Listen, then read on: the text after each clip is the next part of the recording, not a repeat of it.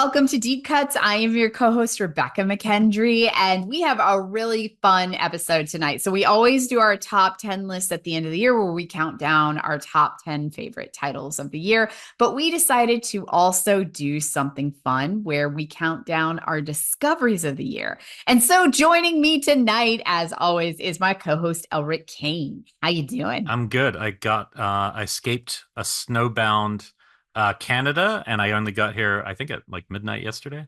Oh my Uh, God, those pictures looked insane. It looked so cold and so snowy. I realized when I got there that I hadn't actually been in snow in almost maybe 15 years, Same. and it was when I was living in Chicago, which was always cold in winter, but not really snowstormy, at least not from my memory.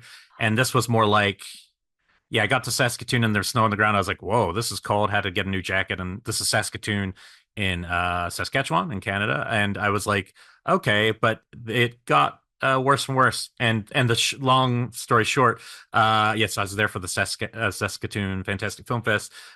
Big thanks to John Allison who programmed it and the folks at the Broadway Theater. Had a really great time. But I will say I watched two films the morning that my film was this, like the third day I was going to be there, Saturday, where my film's going to play.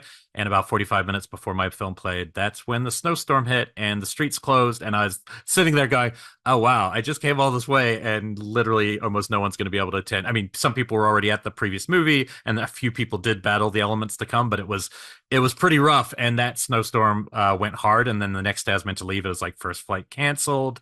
And we're talking, I think it was 20 something centimeters thing. Wow. Yeah. See, I figure like Canada would be ready for But it's this, the that they'd be start of like, the season. no, So it's what? kind of like us with rain. This was the very start of the season for them to get snow, Fair and enough. this was a pretty bad storm. So they were like, I think they were like overcompensating. But I like a couple times we were driving back from the festival or something, and we came across a guy whose car was stuck, and we had to help push some guy out of some ice and stuff. So it was a full experience. So I really enjoyed getting to have that full kind of, oh wow, I'm in Canada in winter, all I in. will start with the fact that I like that they help push each other out of They the definitely do. snow. I do think people are probably super helpful because they just know how it's part of their everyday kind of reality. So it makes sense. Because here, if I saw a car in a ditch on the side of the road, I would assume that if I get out and offer them help, that they're going to abduct me and it was all a Rooker ruse. And Hauer will be there. Yeah. yeah, I just assumed that from the start. So yeah, they're Silence of the Lambsing me if I help them with the couch. So yeah, and that's what it is. Yeah. I met some Yeah. of our listeners. I actually sat with a couple of our listeners pretty much the whole weekend, and it was fun. Who were from Saskatoon, and also one guy from my screening had just left Alberta, and he said he drove 5.5 hours to come see the movie. And then I was like, oh, and now you're screwed because he just got there as the snowstorm hit. So no clue what happened to that guy afterwards. I saw him and then he was just gone. I was like, what are you going to do? How are you going to get home? And he's like, well, I think I want to see Nora while I'm here too. And then I'll drive home. I'm like, you can't even drive 10 feet, let alone 5.5 hours in that snow. So here's to the people of Saskatoon, total all ballers with that snow.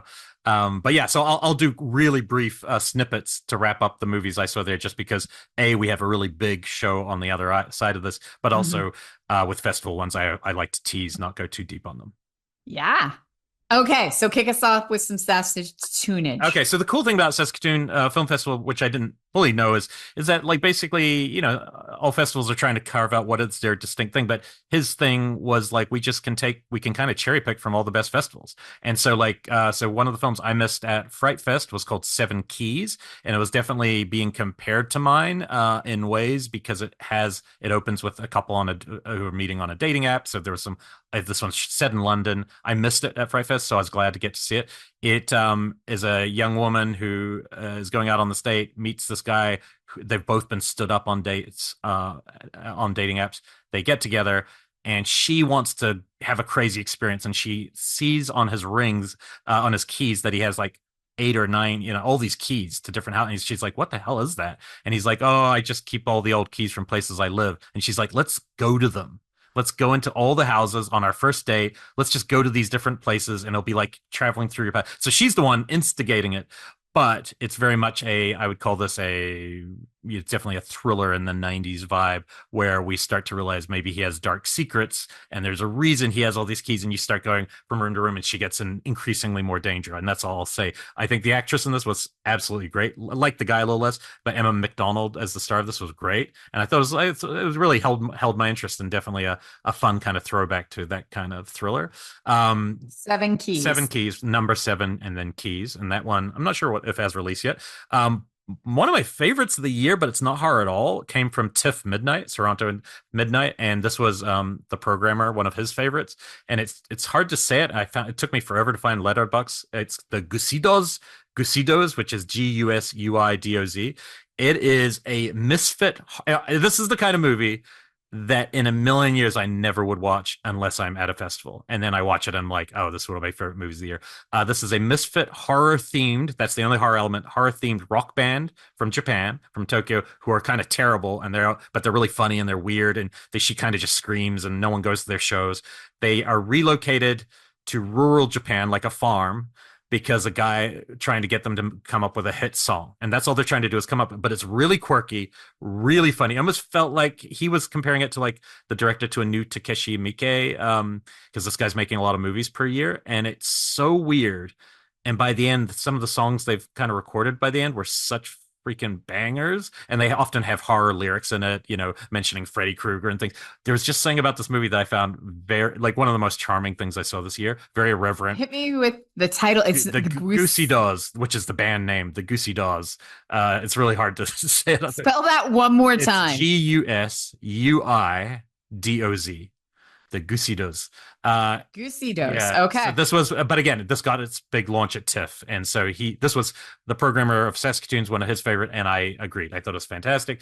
And then then they had something that they do there. I think they maybe do in Toronto too, called Drunken Cinema, where they pick a movie that everyone's going to come and get a glow stick at, and everyone's allowed to shout out to the screen. And they were doing Demolition Man, which I hadn't seen in a long time.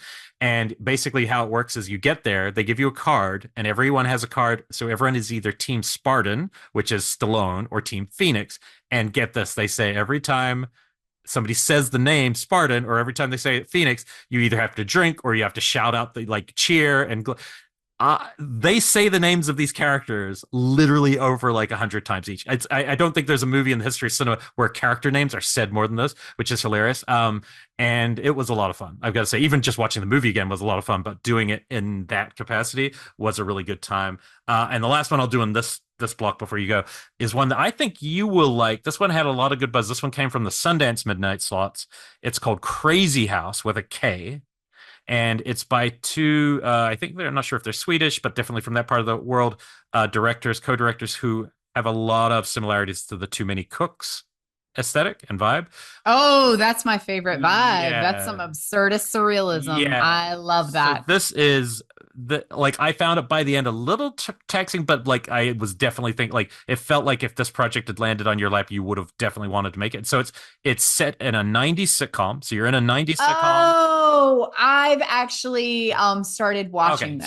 So this is Nick Frost and Alicia Silverstone. Yeah, well, the start is not the movie, right? The start is like you're in a sitcom. And it's like a religious sitcom where he's a sitcom family and he's struggling to get along, and he's always making mistakes and getting into accidents. And then basically at some point, some Russian workers come to work on his house, and the house starts falling apart. And you realize those Russians are there for alternate sinister reasons. And it becomes more like Tia Roma, or like a movie where like debaucherous stuff starts happening. It's really crazy. I mean, by the end, it's insane how violent and like a lot of anti-Christian visual elements and stuff because of where it takes you to by the end of the show. It's just it goes utterly bonkers. For me, maybe it's a little long for that style because it's so intense that I was like, by the end, I was like, oh, that's a lot of movie. But this was like their midnight movie, and it makes sense as that kind of a movie. But yeah, definitely thought of you in terms of the structure of that kind of story. I was not as into this. That's why I hadn't even mentioned it on the show. This one just didn't hit for me, and maybe I need to rewatch it. So did you watch the whole thing or no? I turned it off halfway, which is why I didn't talk about it on the show at all. I didn't even mention I'd seen it, because if I don't watch the whole thing, I'm not even going to cover it. But yeah, I didn't make it through the whole thing. So maybe I need to go back and rewatch, because I found it, to be totally, it's supposed to be kind of a mess, but it was towards the I'd say towards the halfway point, it was becoming so taxing that Interesting. I Yeah. was checking out. So yeah. Yeah, it definitely I is. It's well, that's the thing. Style like that usually is saved for short form, and that's the thing. So it's a lot harder to maintain this kind of madness over that yeah. long a time. And like I said, yeah, it didn't fully work for me, but made quite a lot of sense as a midnight movie, I thought. Um, It's a $3 rental on or $4 rental on Prime right now. I did not pay much for it. It came out a couple of months oh, ago on interesting. Prime, if I remember correctly. Yeah, Maybe it's it's been there not for a out in while. Canada yet because yeah, it wouldn't be at a festival otherwise. Yeah. So yeah, it's definitely rentable on Prime right Okay, now. cool. I will revisit because I definitely may have just been kind of like I'm frustrated with this one and let it go more quickly than I probably should have. Yeah, but anyway, that's the first Okay. half of my sojourn. Okay, so I'm going to take us to South Korean horror film that was recommended to me. And Oh this yeah. was recommended by actually I think it was somebody on X, which through our Colors of the Dark account had recommended this. And I wrote back like, where can I see this? And it was a Prime rental. And this one is called Sleep. And it is a South Korean horror comedy that I'm going to call it 2024. I think it was released in South Korea in 2023, but it's just made it over here this year. So we're going to call it 2024 because there is a distinct possibility this one might make my top 10 list. I really enjoyed it. It is about a pregnant couple in an apartment. And she is some type of business executive, and he works as an actor, and they have a little Pomeranian, and they are about to have their first kid. And all of a sudden, the husband starts having sleep problems. It opens within the first 2 minutes of the movie. He wakes up in the middle of the night one night and says, there's someone in the house. And she wakes up. It's a comedy. She wakes up and she's like, oh my God, wait, what? And she taps him and he snores out loud and falls back asleep. And so that kind of sets this pattern of him having increasingly weird sleep patterns where sometimes he's talking to himself. Sometimes he's doing more violent things. Sometimes he's digging at his own face or eating weird things out of the fridge. And so she starts going to the doctor, trying to figure out what it could be, a REM disorder. Why can't he sleep? They start trying all these different medications. Her mom is a far more spiritual person and starts saying, no, no, there's evil in your house. And shit starts getting real creepy. Hmm. And it's always a question of, is everyone being paranoid or going crazy from lack of sleep, or is something going on? And this was a phenomenal comedy until it didn't need to be anymore. And then it just became a straight up like scary horror film. Hmm. And I liked this way more than I was expecting to. It's really contained. Like it was just one of these clever ideas where I was like, wow, I'm surprised that nobody here has kind of crafted this. The entire thing almost is set in their apartment and the stairwells, just all about kind of what's happening to them, his lack of sleep, and how it's kind of spiraling into insanity, paranoia, everything from there. And yeah, it was just really fun, really clever script. And I loved the way that it kind of shakes out and what you find out could potentially be happening. So yeah, this was called Sleep. Yeah, I rented it off Amazon yeah, I for almost $6. almost did that a couple weeks ago before that person recommended it because I saw what it was, but I didn't know what tone it was or anything. So I'm curious. It's fun. Huh. It's a real fun horror comedy. And I won't say comedy as in like it's not over the top. It's subtle. It's all in the dialogue and the delivery and kind of the situational stuff until it stops. Hmm. And then it goes full horror. So that was Sleep 2024 released to the States from I think Magnet, I'm pretty sure. So yeah, it was a good one. I'll run through the last ones here. One of my favorites was an exploitation, like a new version of an exploitation one called BIRDEATER, by these co-directors. And the tone, it was being compared to Wake and Fright, and I think that's an unfair thing to put on any movie, you know. And this is a millennial movie about young millennial, a swimmer. It opens with this montage of a swimmer and the girl he's dating, and like she takes pills every night before bed, and then he seems to go out a lot, and it's kind of mysterious what their relationship was, and you're like, where's this movie going at the start? Because it kind of opens with a montage, but I was really intrigued. Like, I love the style of this movie, a little talk to me-ish in terms of just visual styles. I'm not sure if this is a horror film or what this,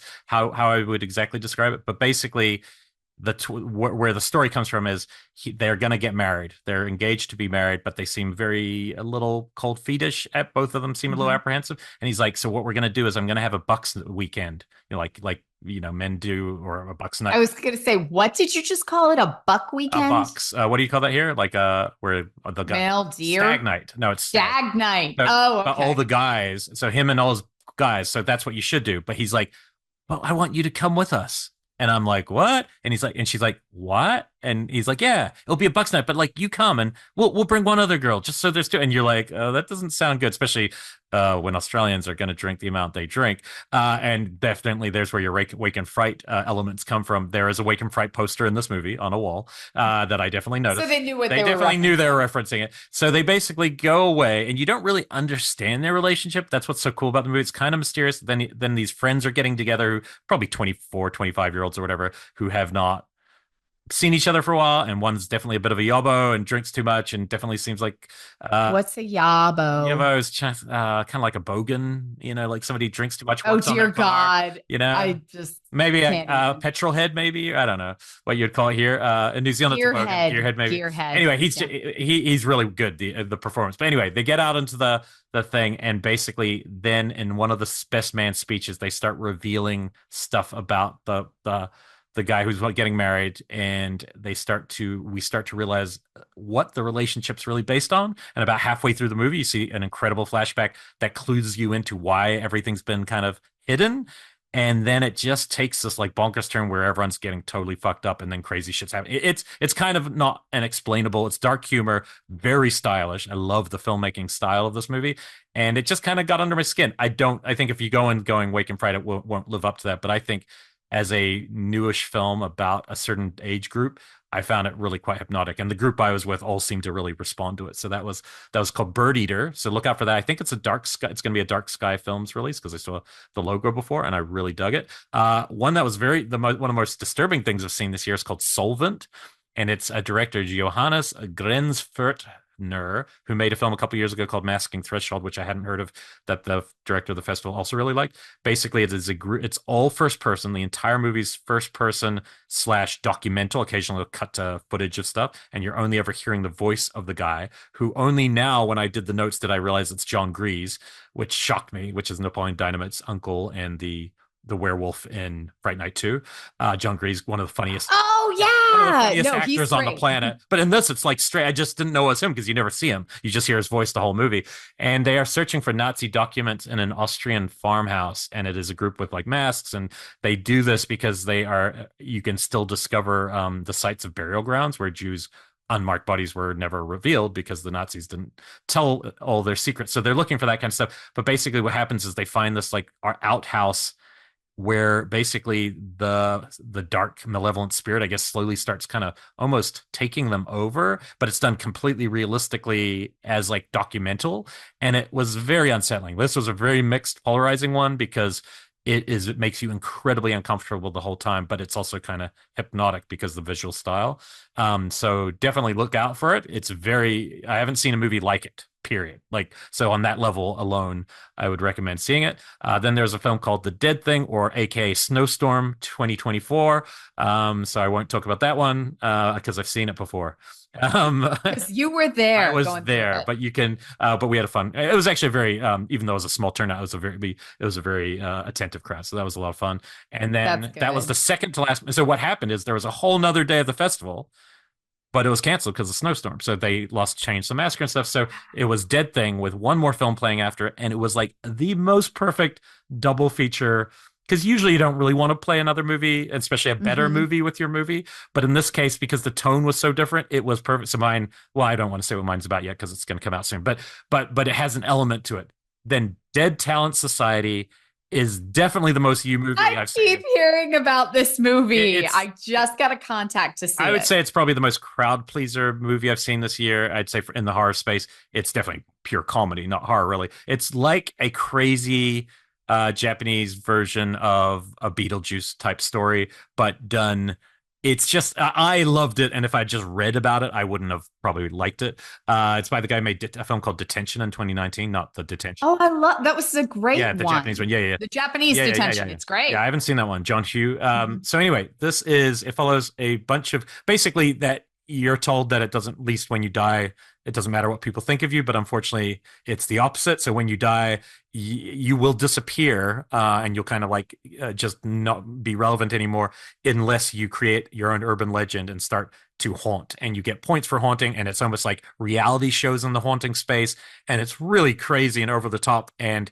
just freaking funny. It's about this very shy girl who wants to make her mark because she didn't make it in her life. And there's this amazing, like one of the scariest, kind of feels like a Hong Kong horror film from the 80s woman who's been doing it every night, who's like the grand dame of the scare, that and she takes her under her wing. And it is so heartfelt, charming as hell. It absolutely is one of the most fun movies. I think when we were in Fantastic Fest, I think it was winning an award. It won the main award when I was at Brooklyn. So I definitely had high shoes to fill by the time I finally caught up to it. And I was like, okay, and so that ended up being the final movie of the festival, even though because the festival ended a day early. But as John said, this is the perfect movie to close on. And weirdly enough, I thought it was like, if I could program my movie with any other movie, it's actually that one because they kind of complement each other perfectly, but they're total opposites. And it Aw. was really fun. I just know that if you saw this in a theater, you never know when you send a screener. I would be so shocked if you don't love it, but I could also, there's a world where this is your number one of the year. Like that's how much of a Bekah movie it felt to me. So we'll see. So I hope we Okay. get to see it before we I do our final. So somebody else had told me that, and I can't even remember which platform it was on, but somebody had DM'd me this morning and said, like, you have to see Dead Talent Society. You are actually going to love it. It's going to be one of your faves of the year. So I immediately started to find a screening link. And then when you told me that you had seen something you thought I'd love, literally it was on the phone Yeah, this afternoon. yes. I was like, is it Dead Talent Society? Because everybody keeps telling me about Well, that and movie. Graham So. Skipper at Fantastic Fest, because he was on a panel, he had told me he saw it and that it won an award, and it blew him away. And I after that I like read the synopsis. I was like, I don't know if I want to see that. And so it is that kind of movie where you would like the synopsis more than me, but the actual film just completely delivers. So look out for that one. Definitely one of the top flicks of the year. And so big thank you to the people of Saskatoon for showing such cool stuff Yeah. and having me. And it's just so fun to go to these festivals that are like not in the major cities. It's super interesting. So yeah, that's the recap. Okay, so I got a couple of quick things before we head on over to our deep cut selections of the year. So we had been talking about this over on our Patreon show where I had read both of the James Patterson Oh books yeah. that Uh-huh. were the Morgan Freeman movies, Along Kiss Came the a Spider Girls. and Yeah. Kiss the Girls. And then I found out that there's a brand new TV show on Amazon Prime called Cross, that is the same detective storyline.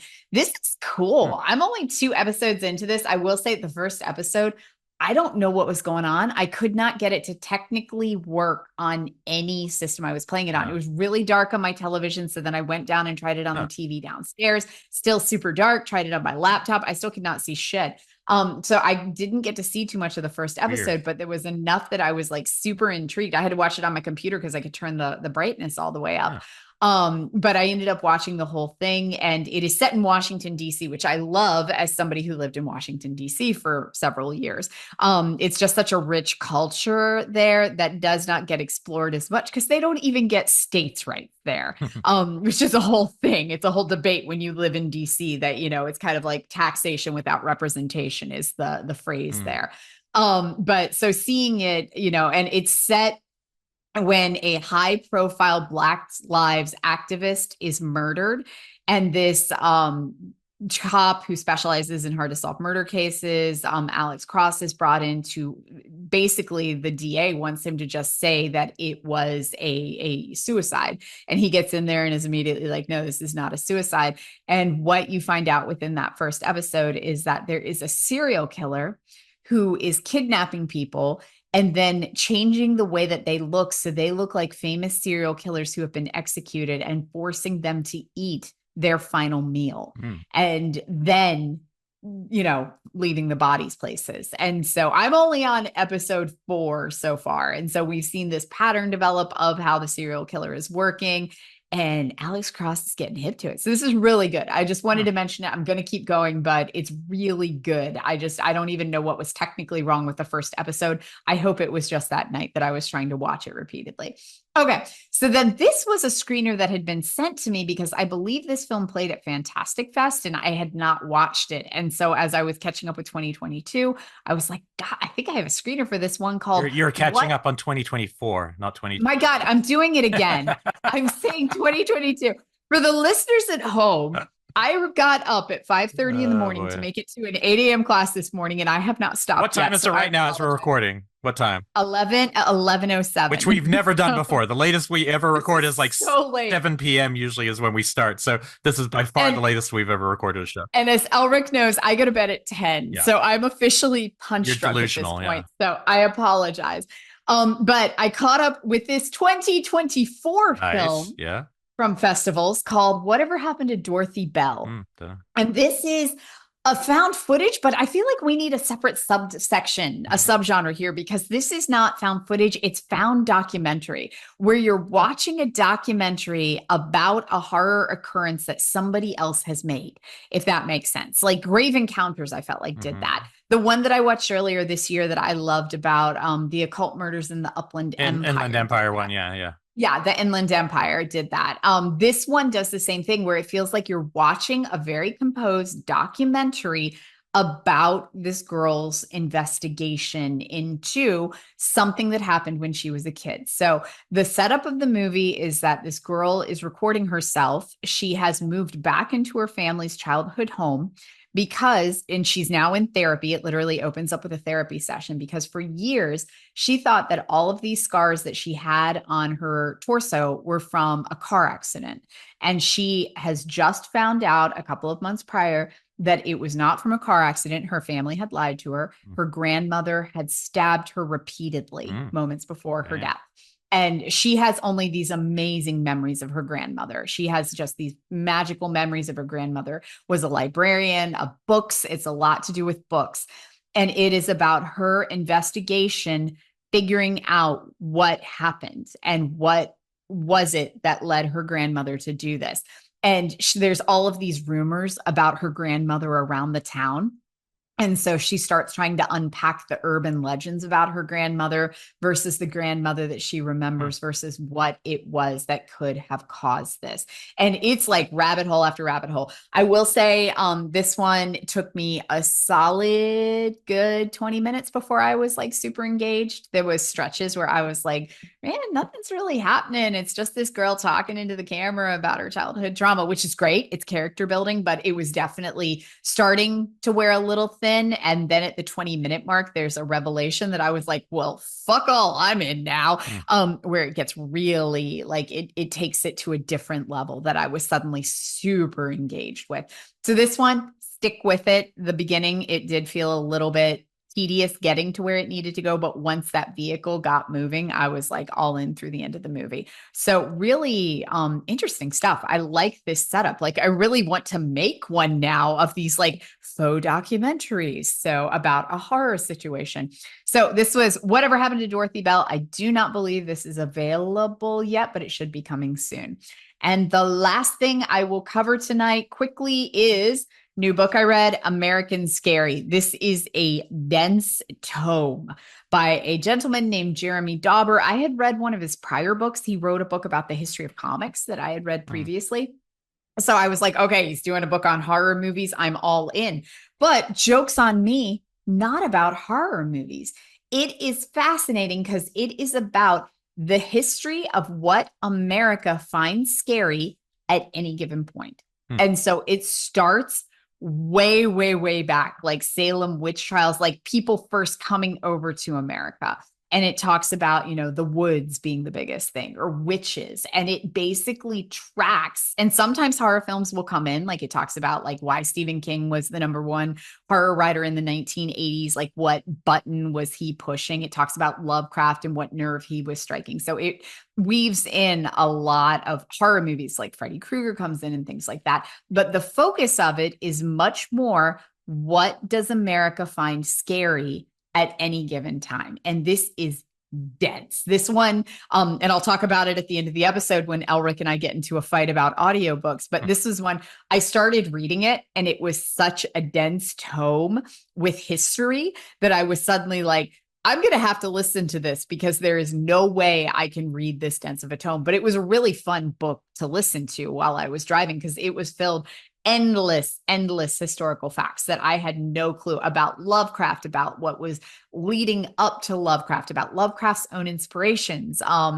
just things that I always considered myself to be reasonably well versed in, even like 1950s horror films and things like that. Just really kind of looking at it in a completely new perspective because it is looking at it as far more of less of a film industry business standpoint, which is a lot of what we look at as film history. Like, how do things get greenlit? Why do these trends come into vogue? Why do they fall off? A lot of that is business, but this looks at it from what was actively scaring us at a time. So this is American Scary by Jeremy Dauber. This is, I believe, out now. So yeah, this was dense. Like, this will take your entire holiday break, but you'll walk away with a lot of really great information. I'm also just glad that you made the distinction for me just then, because you said that I had to stop reading this and start listening to it. And in fact, you just proved my entire point at the end of the episode. That just shows how tired you were. That was the single greatest moment ever. I'm saying there is a difference in structure as how you read and listen. How you receive it mentally is still fucking the same. I can mostly believe that. I just like the difference between the terms, because I do like to think of reading as something I do, in that way. But it might just be me. And there is still moments that I want the paper. I want to sit down on a rainy afternoon with the actual physical copy of the book. But when I'm sitting in a car for upwards of 3.5 hours a day, sitting in traffic on the fucking 5, it's great that I can amuse myself with audiobooks. I think you think my problems with people not reading, my problems with the term itself. So actually, I agree. I would probably read that book. I would listen. Ooh, almost went into welcome to the party. I would listen to that book in a car happily. No, I'm not judging people. I am happy to try listening to books. I just would not be reading with my ears, because that's not reading, that's listening. We'll continue this argument into the second half of the show. The problem with recording our show out of order is our arguments become very abstract to people. They'll be like, wait, what? They're talking. Wait, they're going to talk about. They've gone back in time to argue points that they'd already solved. Okay, so, we've been going late enough, but I will say, and I'm not going to go into it, but I will also say I watched the first 3 episodes, because there's only 3 of them, of the new Creep tapes on Shudder by Patrick Brice and Mark Duplass, and they're super fun. The only concern I might have is it might start to get repetitive, because it is kind of like each one's just a 24-minute, victim that's going to happen. But so far they've been really fun, and Mark Duplass is having a blast, you can tell. So I do recommend that. Oh, and there's your beautiful Barstow comic book. I had to plug it before we see it. I want to see the book. I have some I mailed to you. I mailed you a couple. So yeah, Barstow, my very it's not my first comic. I wrote the Hellraiser comics before this, but this is like my first monthly comic, which means a lot, because those were just one-offs for Hellraiser. This is my first monthly series through Dark Horse. Came out last week. It's gotten great reviews so far, so I am thrilled. But yes, it is super noir cosmic horror in the desert. So yeah, Barstow. Now out from Dark Horse, and we'll have our second issue coming 3rd week of December. So how many are there altogether? Like, when you 4, and then it would become a graphic novel someday, maybe, or you don't know how that 4 works? No, it will. It's already been slated, which was great, because they do that based on sales. So like within the first week or so, we knew that was coming. But yeah, so the bound volume of all of them will be released in July, and so yeah, this will be November, December, January, and February, and then the bound volume comes out in July. Well, I, for one, can't wait to listen to Barstow. Oh my God. Oh, you can't listen because it's got pictures. It's got pictures. I see. There's a problem now. Anyway, no, congratulations. That looks really awesome. So I can't wait to read it. So. Oh my gosh. Okay, let's bring Daniel Kraus on and let's dive into some deep cuts here.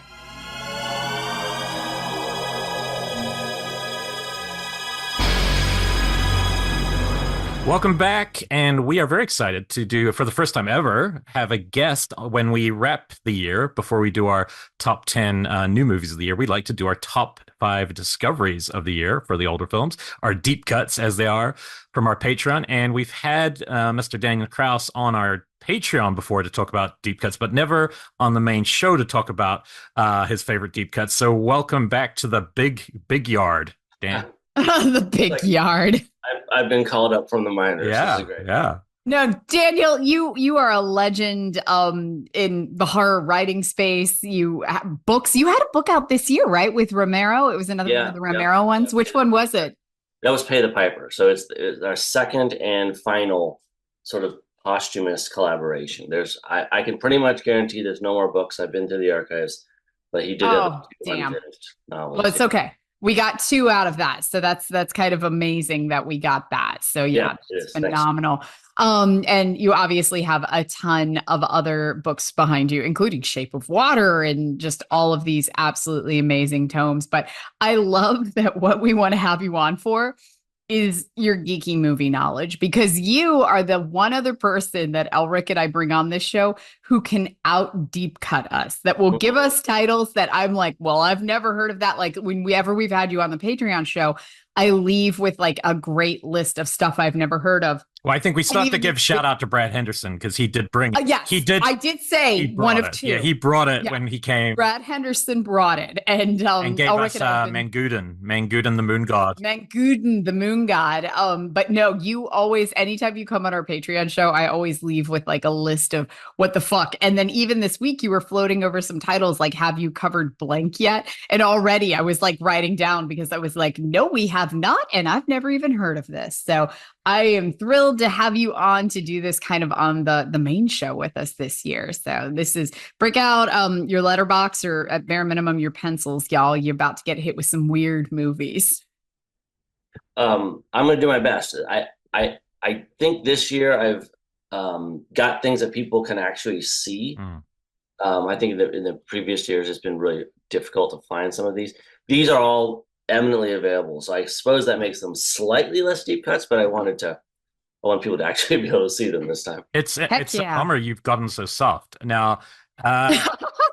Is that just, is that being an author, success has gotten to you and you just want to cater to the mainstream with like accessible movies? Only things on Netflix now. Well, I didn't want to force it. These were genuinely my 5 favorite discoveries. Okay, that's the idea. That's good. That's the idea. Yeah. There were, I could have gone a little weirder, but it wouldn't have been true. These are really my 5 favorites. So I got to ask, before we jump into this, where do you find your deep cut movies? Because I know like Elric and I have talked a little bit before about kind of the places that we head. Like there's a rare and vintage poster site that I will frequent. And sometimes they'll have up posters that I'm like, well, I've never seen Playmate Hotel. Now I have to see that.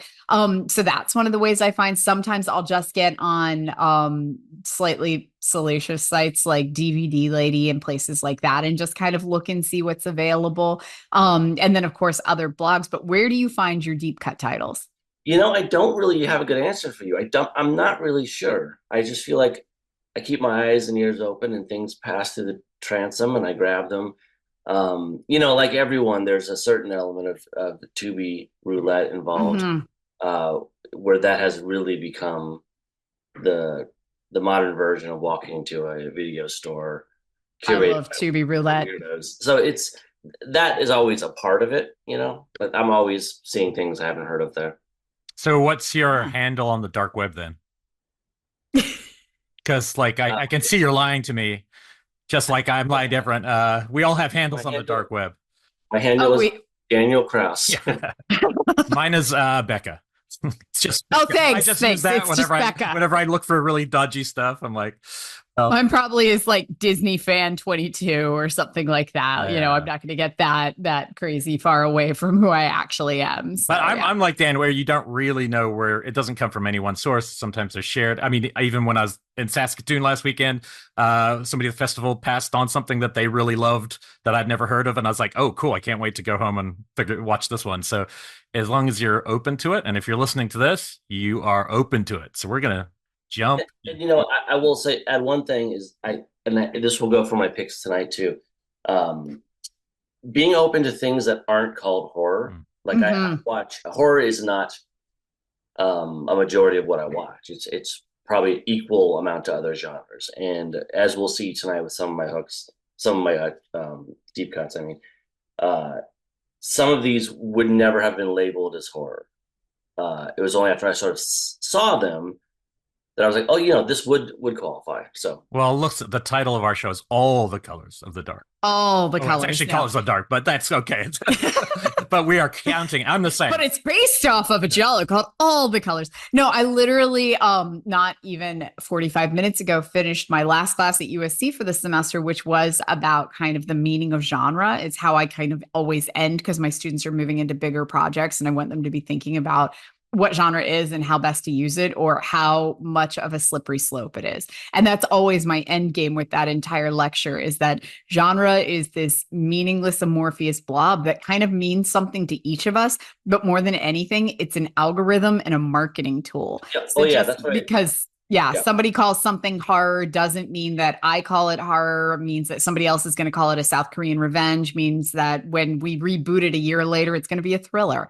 So it's such an amorphous, meaningless thing that is really just, I mean, I'm glad that Netflix is doing well with it, but it's an algorithm like any other. So it's a marketing thing. Yeah. But yet our own brains do take it seriously, because like I'm open to everything being called horror myself, but then in the same token, when I go down to do a top 10 list of the year, there are some movies where I'm like, I'm going to keep that for my other list. Like Strange Darling, haven't decided yet if it's going to be on my horror list, but it would definitely be on my top 10 films of the year. Definitely a horror. I don't know if I feel that way or not. Like, I know it's a dark thriller, but when I'm putting these lists together, I can't, why the neurons pass in your brain certain ways, but it's fascinating that they do. I think that's half the fun, is like, what does your brain tell you genre is in any given moment? So, well, then, before we jump in with our 5 deep cuts each, I'm going to say that my number one find of the year is not a horror film at all, but I'm at least going to name drop it.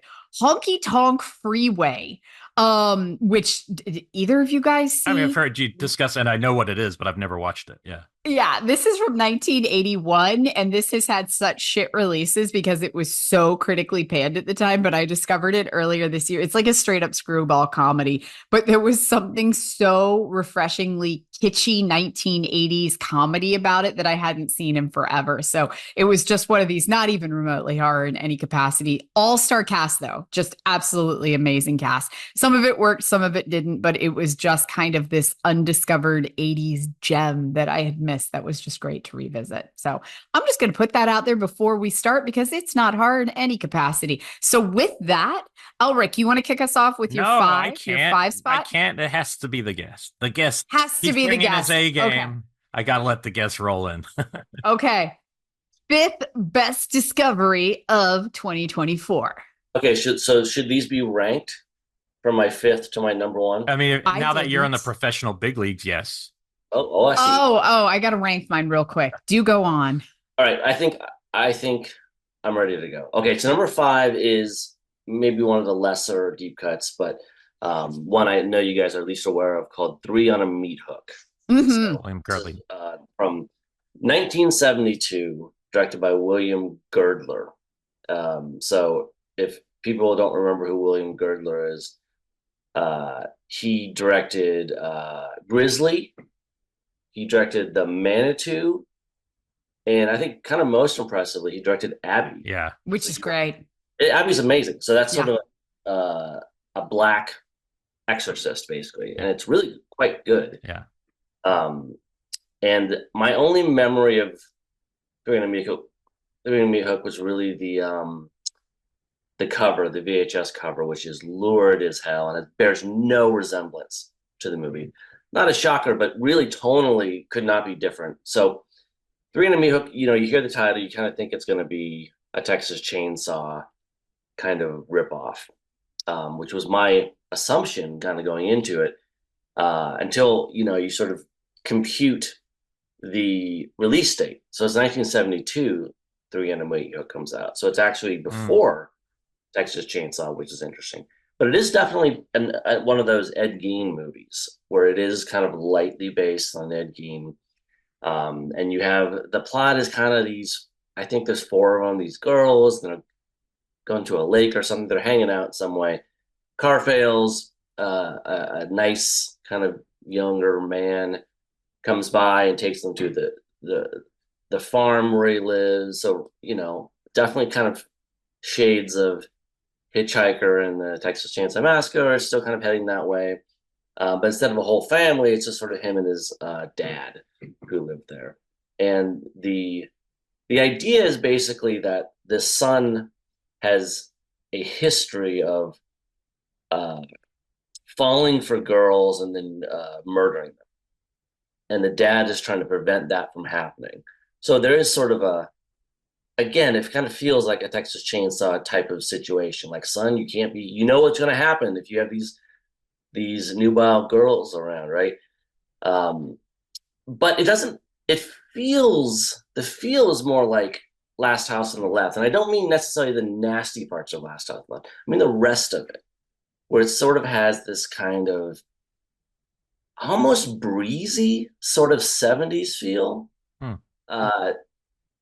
And the young man who's supposedly the one who's going to kill them gives this really kind of great performance that's really sensitive and gentle. And the movie spends a lot of time in character development. It's kind of a surprise. It's like this sort of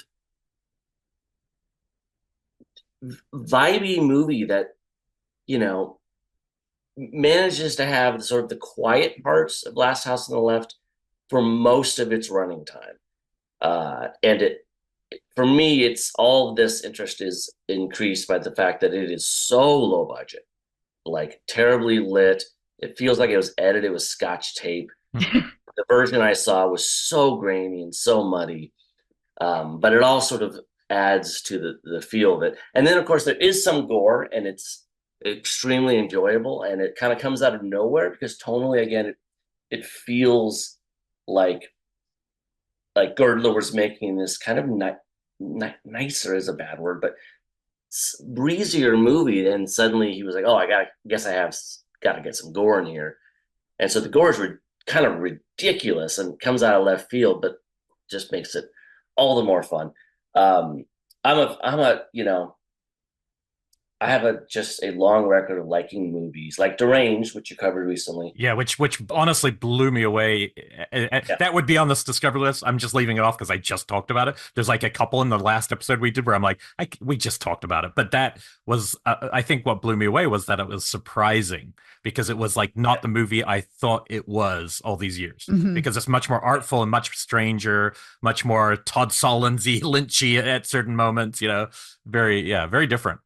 Deranged is amazing, and this fits into that category where it's not what you think it's going to be. I had started watching. I've seen. I think all of Girdler's except this one. I started watching it once, and because the copy was so bad, I just was like, I'll wait to see it. But now maybe I have to jump in. I think it was on Amazon or something at one point, and it just wasn't a good version. I think I saw it on Tubi, and the copy is terrible. Yeah, you do have to get past that. But he is great, and yeah, the SME. No, he's phenomenal. And 3 on a Meat Hook, it's kind of become a rarity in the VHS market space because it's really traded heavily because that was one of those like quintessential box covers. It was just one that was really striking. And so I remember I used to follow this VHS collector who was trying to collect every copy of 3 on a Meat Hook he could find. And he called it Meat Hookin'. And I thought it was literally what he collected was just copies of 3 on a Meat Hook. I used to follow him on one of the socials. But yeah, it's one of those that now when you find a copy of 3 on a Meat Hook, there's a couple of different variant covers for the VHS take, but the sacred one that's kind of white with the girls all bloody on it is more artistic. 100, if not more, for that one. That guy's as bad a villain as the guy who buys all the copies of Teddy, the book. That's stopping me from being able to read it and charging $400 a copy because of that. Damn it. He's just picked one really fucking rare thing and you're going to corner the market. I'm just going to pick up every copy of Teddy just so that the price goes up to $400. It's like, you know, scarcity, but I'm doing it with just this one thing. I will kill kill to read it. I'm going to kill. I will literally murder and then I will read it and be very disappointed. I'll be like, the movie was better. Oh, life sentence. Yeah. Some of the copies of 3 on a Meat Hook, depending on the cover of it, you can pick it up for like $15. But that real sacred one it's like a chain with a hook in the front, and then the 2 girls with like giant 80s hair in the back, like $100 starting price. So yeah, it's definitely a rare one, which I will say I have not seen in the last 20 years So it's one of those that I rented in high school, and I have very little memory of it, except that it did not promise what that video cover promised. Or it did not deliver.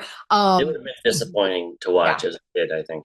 Yeah, so I have not revisited it, but your compelling case that it is a valuable deep cut, I am willing to revisit. I have too good a segue. I have to go. Okay, take it. Cover art not being what it says. Cover art, the second most entertaining movie I saw this year. The first will be my number 2, I think. It has a baby with lightning coming out of its eyes. It is straight to video. It is not that movie at all when you watch it, but boy, is this entertaining. This is called a straight to video film called Misbegotten. It is directed by one legend, Mark E. Lester, who did Class of 1984 and Commando, but written by Larry Cohen. It is basically a Lifetime movie.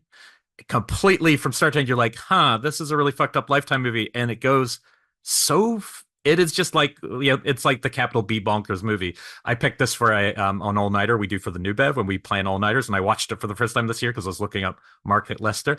Okay, imagine, if you will, Kevin Dillon rocking the hair straight out of the Blob, and he's playing basically not a hitman, he's just a total thug. Opening scene, he like steals someone's car and just shoots them in the back of the head for no reason. So he's just like a total asshole. But he plays a character called Billy Crapshoot.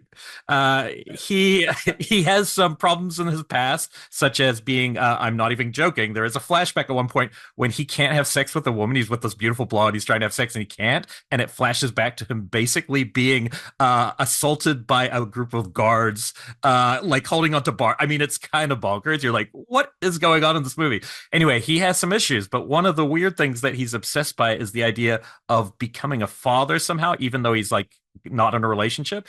Cuts to the main couple. So it's kind of like The Guardian, the creepy nanny film. So it's basically Nick Mancuso, who's a good actor, and Lysette Anthony, who's from Krull, who I hadn't really seen anything but Krull. She wants to have a baby. Her husband, and they're very kind of upper yuppie. So it's kind of a urban yuppie thriller. He can't have children. And so they're going through this agency. And this is clearly at a time where that was like not as well known, like people paying big bucks to get like fancy donors. And so you can tell Larry Cohen's just going to town with the idea. So basically what happens is they're going this way. He doesn't really want to. The husband's like, I don't really want to do that. She's like, just trust me. They find that their donor's going to be this classical music pianist, and they're very excited. His name's Conan. Very excited. Unfortunately, and you can just see Larry Cohen sitting in the room going, he's like, unfortunately, Kevin Dillon is going to murder that man, take his place, donate his sperm. He goes to the sperm bank, donates it, and then becomes obsessed with this couple, waiting for them to have a baby, and then decides now it's time for daddy to come home and inject himself in their lives. It gets so crazy. Also just because it's Kevin Dillon. It's like if it was a different actor, it'd be a probably much better movie. But because it's Kevin Dillon, it's just insane. It's just how over the top can you get? And it's so hard not to spoil it, but I won't. But I will say it has one of the single greatest. It is the single greatest baby shower scene that will ever happen on screen, because somebody gets a baby shower present in the middle of the baby shower, or surrounded by all these women, and it's just like, you just won. Whatever you need to win, you won the direct-to-video award. Thank you, Larry Cohen, for your service, because he is the best. It really is. The cover, it's not quite as horror as, it's much more like a Lifetime thriller than it is a horror film, but the cover is like a baby carriage and a baby with things shooting out. It's not It's Alive. That's what they're kind of plugging, I guess. But absolutely cannot recommend it enough for your kind of late night, like, oh my God, this movie with friends would kill. And it's funny because it kind of looks TV-ish, but it's shot by the guy who did like Videodrome and The Fly. It's like Mark, and you're like, but yeah, he's got that aesthetic down to make it look like TV movie-ish or something. Anyway, Misbegotten, trust me, it's Larry Fessenden does a Lifetime movie. No, Larry Cohen, yeah. Larry Cohen. Oh, thank you. Sorry. And Mark Lester, though. So it's like both of them are kind of like good at that bonkers tone. So that's number 5. Okay. My number 5 is a tad bit more recent. This is from 2011, but this is one that somebody had told us about it at like a haunted house we were visiting last year or something like that. I was with you when they told me about it, Elric, and it took me a while to find it. But it finally popped up on Amazon Prime, and it was just one of those, like, I'd had it on my queue, and then one day it's like, holy shit, it's there. And this is a movie called Tomio, Tomio, from 2011. It is the only film ever directed by Junji Ito. So has written a ton, obviously, amazing, prolific horror graphic novelist, just absolutely amazing stories. I love it because his stuff is so absurdist and so surreal, and he's so epic with body horror. This fits that as well. This is not the most well, put together thing I've ever seen. You can feel the budget, and it definitely has some tonal issues. But that said, being able to see Junji kind of execute some of his own work was really fun to watch. This is not to be confused with his very famous book, Tomi. This is completely different. This is about a very young husband and wife who go to a psychic for fun, just to find out kind of what their future holds. And the psychic falls in love with the husband and shows up and is like, "Oh my God, I totally love you. We should get together." And he's like, "You met my wife earlier, right? I'm married." And she puts a curse on him. And the curse causes his head to detach from his body. So he has to spend the entire movie holding his head in place. And if he stops doing that, his head will fall off his body. Now, the way that it is structured, a huge chunk of the story is him at a doctor's office explaining to them what happened and why his head is no longer attached to his body. And the doctors in it are absolutely hilarious because they're like, your head's no longer attached to your body. And they're like, no, I'm aware of that. And it's just like, it's absolutely hilarious and absurdist. And then he's trying to get to the psychic to get her to stop the curse. His girlfriend doesn't believe him that if he lets go of his head, it'll fall off. She thinks he's like fucking with her. And it just keeps getting weirder and weirder. Again, this has tonal problems because at the time it is dead serious. And then the next scene, it's like some crazy comedy. But then again, that's kind of Junji Ito. So seeing it on screen, like you feel it. You feel that it shifts from like, oh my God, this is hilarious absurdism to just dead serious body horror. I think it was originally part of some TV show because it's got like TV credits openings up at the top, but it's by itself. And I was never able to find what series it was originally part of. But it feels very much like a weekly episode movie of something. But that said, it's just great to see, kind of what Junji's directing style would look like, or what it would look like if he's actually envisioning what his work would look like on screen.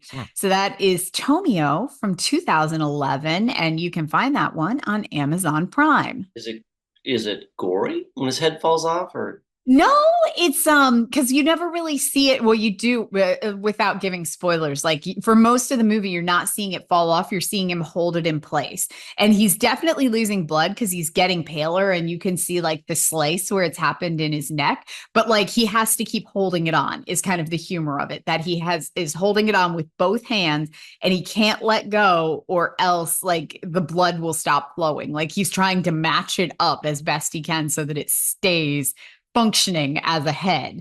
And it's, again, absolutely absurdist, but yeah, it does get intensely weird at the end. Okay, so that's my number 5. So back to me, huh? Back to you. Number 4, I'm gonna go with Silent Madness. So 1984, director's name is Simon Nocturne, something like that. So this is super enjoyable. I've never even seen this cover before. Oh, it's great. This is like, everyone's going to love this one. It starts in a mental asylum, I guess, contemporaneously, so in the 80s. And there's actually a couple things in this movie that bizarrely remind me of Nightmare on Elm Street, although tonally it's nothing like Nightmare on Elm Street. But, and this is kind of a One Flew from the Cuckoo's Nest style asylum where everyone's got a weird quirk, and they're all, someone's eating their checkers or whatever, and someone's dancing around. They, because of two names that are very similar, they end up releasing a very unstable criminal instead of someone else. Their names are very close. So this maniac escapes and hides out in and this is just where it gets great, a sorority. So we're going from asylum to sorority. What could be better? What you do? Yeah.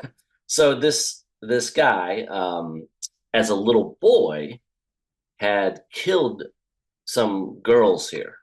I can't remember why he was in the house, but they sort of mocked him, and he ended up killing them with like a nail gun or something. So he goes back, sort of like, an animal just sort of running to its former cave or something. He hides out in the boiler room.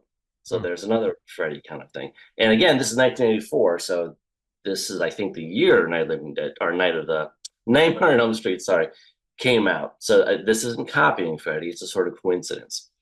The house mother is played, I guess it's their big star, who's Vivica Lindfors, who most people listening to this will know as Aunt Bedelia from Creepshow.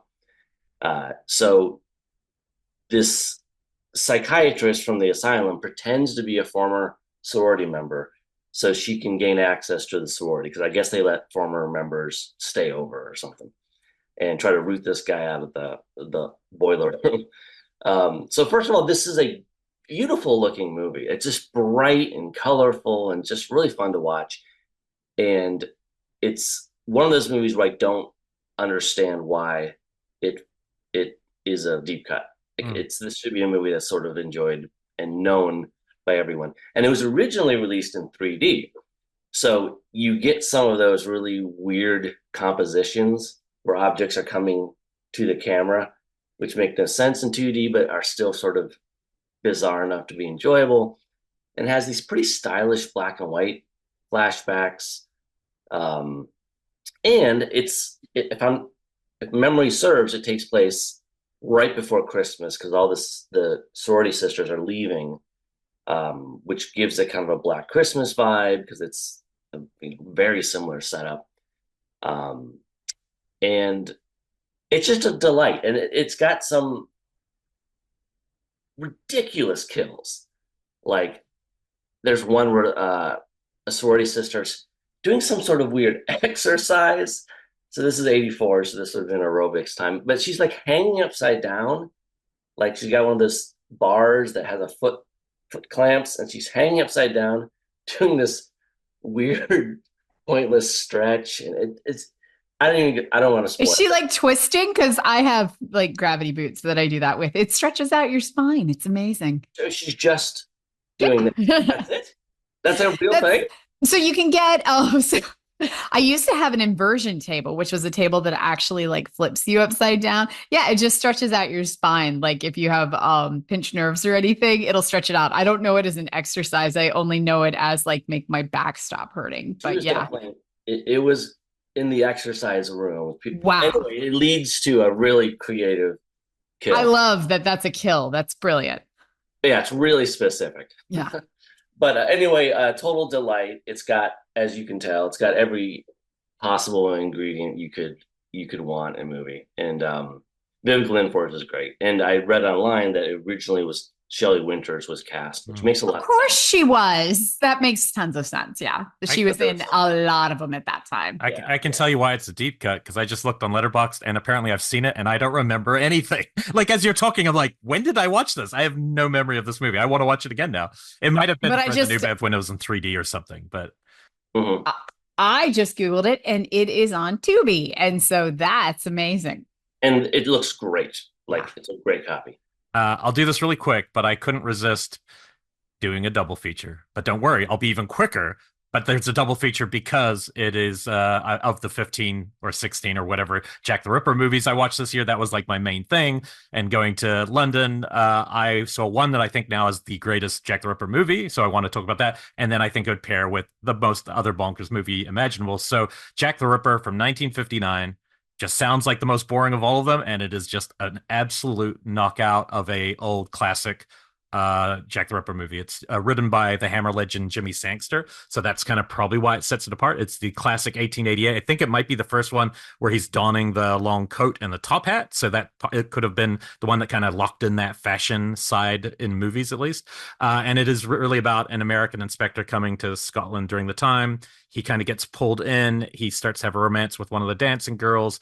And the thing that sets this movie apart is that it's very interested in the all the various victims and different women's perspectives on what was happening, whereas most of these movies never focus on that at all. So it's focused on that to one extent, but it's also the creepiest of the movies because it's a good reveal when you find out who the Ripper is in this one. But he goes up to the woman and unseen, and he just goes, "Are you Mary Clark?" in a creepy voice. And when they say no, he just stabs them. And so he's basically looking for someone, and that's what's the one common denominator between the victims is the backstory of who this Mary Clark is.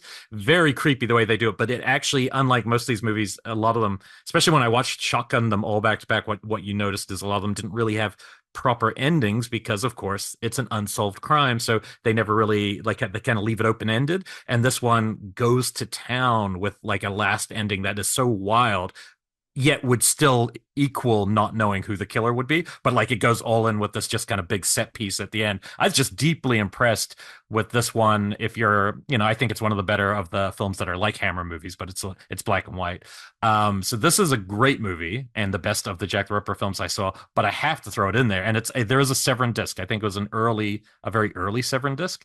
But I have to throw it in really quickly because I couldn't believe this movie existed and I did not grow up with it. But Terror at London Bridge, the TV movie starring David Hasselhoff, where the London Bridge is completely transported to Lake Havasu, Arizona, and it's missing, which is true, but it's missing one brick, and it opens in the past, and Jack the Ripper is being chased by cops, and he falls, he basically is shot, bleeds on a brick, falls off to his death. That's why they never catch him, because he's at the bottom of the Thames. And eventually they find the missing brick, bring it back to Lake Havasu, place it, and from that moment on, he is basically conjured, and he's killing women across this bridge while Hasselhoff is a local cop wearing a leather jacket and trying to figure out what's going on. And he starts to get this idea. And even better, his boss, who's yelling at him the whole movie, is Clu Gulager. I mean, it doesn't get better than that. It's probably the most crazy, like, what the fuck? Who thought of this movie? And yet it's kind of fun, and it's more of a TV movie. So if you need that like double feature in your life of Ripper stories, I would say that's about as good as it gets. There is a disco scene where Hasselhoff is dancing. It's pretty wow. It's pretty crazy. Wow. But the actual Ripper in it's pretty creepy and like done pretty well, even though the idea is just so ridiculous. But anyway, so that's Terror at London Bridge. I know when I posted a photo of it when I watched it, a lot of people were writing to me like, "Oh my God, I was obsessed as a kid. I haven't seen it since." And I was like, okay. So I guess if you grew up at that age watching TV movies, maybe you caught it. So, the first book I did with Guillermo del Toro, Troll Hunters, used that same idea of the bridge. That it was moved from London to Arizona, is it? Yeah, Lake Havasu, yeah. And the idea was that the trolls were in the bridge. And they were transferred over to America via the bridge. Yeah. Oh, cool. So, now, yeah, that's, and Elric, I wanted to mention, because I was just thinking about Tubi, and it reminded that I wanted to point this out on the show last week. Did you know that The Laughing Woman is now on Tubi? Oh, good. Yeah, that's one of our favorite deep cuts since doing the show. Oh, Daniel, you're in for a treat. The alternate title he might have heard of is Femina Ridens. Femina Ridens. That was the one for years that I would see posted. It's kind of like an art house, foreign kind of power dynamic movie between a man and with an amazing score. I ended up buying the record for it, but it's one of those that like production design never movies, really got. Yeah, it's such style, but it's one of those that never really had a great release here. And then suddenly I was like scrolling through Tubi one day, and trolling a little bit of both through Tubi, and I was like, fuck, they got The Laughing Woman. Like, it's just something that's been so hard to find. So it was cool to see it there. But taking us to my number 4, Elric, this was actually one that you watched first, and then based off your crazy review, I was like, well, I'm going to watch that, and it ended up being one of my favorite movies of the year. This is not the deepest of deep cuts, but still, I have to mention Species 2, because I had only ever seen Species 1, and I had only ever, planned to watch Species 1 because I thought that the others were like quick and dirty releases. And a lot of times I love my quick and dirty releases. I won't continue to watch all the Amityvilles. But that said, Species 2 was something that had completely evaded me until Elric was like, holy shit, this is the most bonkers movie of the year. And then I went back and watched it. And I will confirm this. I think I like Species 2 better than Species 1 now. And Species 1 is great, but this movie is so goopy and weird and uncomfortable and funny. And 1998, directed by Peter Medak. And it picks up not too far off from the original Species, where it is a couple of astronauts have been up in space collecting soil samples, and while they're in their spaceship headed back to Earth, something defrosts in the soil and attacks them. So when they come back to Earth, one of the astronauts is infected with an alien. In the meantime, across town, they have developed a less aggressive version of Syl by using DNA. They've created this clone version of Syl that's actually quite nice as long as she's not around guys, called Eve. And she's really nice and just wants to help humanity and really loves females and is just kind of a lovely person. But this guy, this new alien dude, is trying to procreate, and he keeps like getting with girls on Earth and like making these little like alien mutant babies. But who he really wants to get with is Eve, and he can detect her presence here. So he's like fighting his way and having sex his way across town to get to her. And as he's getting closer, she can detect he's coming, and it's turning on her like reproductive urges. It's just, there's so much alien birth in this movie. So it's just so goopy, so weird. And the practical effects are just, oh, chef's kiss. I loved it. Apparently it was a total box office bomb, but that said, this is just a brilliant kind of deep cut of holy shit. This is just, dare I say, the first one's great. I find this one to be more enjoyable to watch now. So Species 2. Well, you guys talking about that twice, but I'm sold now. It probably did well on video, and that's probably why there's more, because it did the great thing. It brought back Natasha Henstridge and it brought back Madsen. It's like, if you bring those guys back, that's the movie, right? So you can, Peter Medak, for those listening, it's just like weird that he does something like that when he's like the classy guy who did like The Changeling. It's like, for him to go and make this big bonkers like goopy movie is pretty fun. So it is fun. I just saw Species again just a few weeks ago and hadn't seen that since in the theaters really, and it did hold up really well, but it is like a slightly more serious version, and the other one does go even crazier. So they're both really fun though. I haven't seen the whatever comes after that. I've never seen. I haven't seen the third yet. I know that there is one. Probably going to be the trashy one, but hey, we should do it. You know, I'm actually surprised that nobody has remade Species yet. Like, I'm sure people have tried, but that seems like a title that they would have tackled because it's almost 20 years old now. So pretty expensive to make it, because it's like, there's a lot of, I mean, well, you know, a lot of practical stuff. I mean, the first one, it's funny. The first one is like looks very expensive and very slick. And then at the end, it all takes place in this cave. And it literally feels like they lost their budget at the end of the movie. And they're like, we got to catch up, because the first part is so big. There's helicopters and just all trains and everything, you know?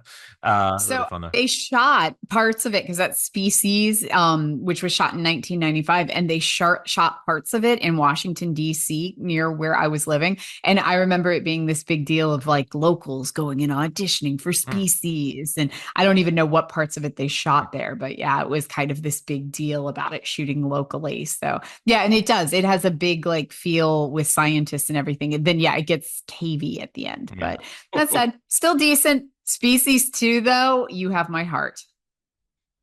3. I love that word, cavey. Gets totally cavey at the end. It's cavey.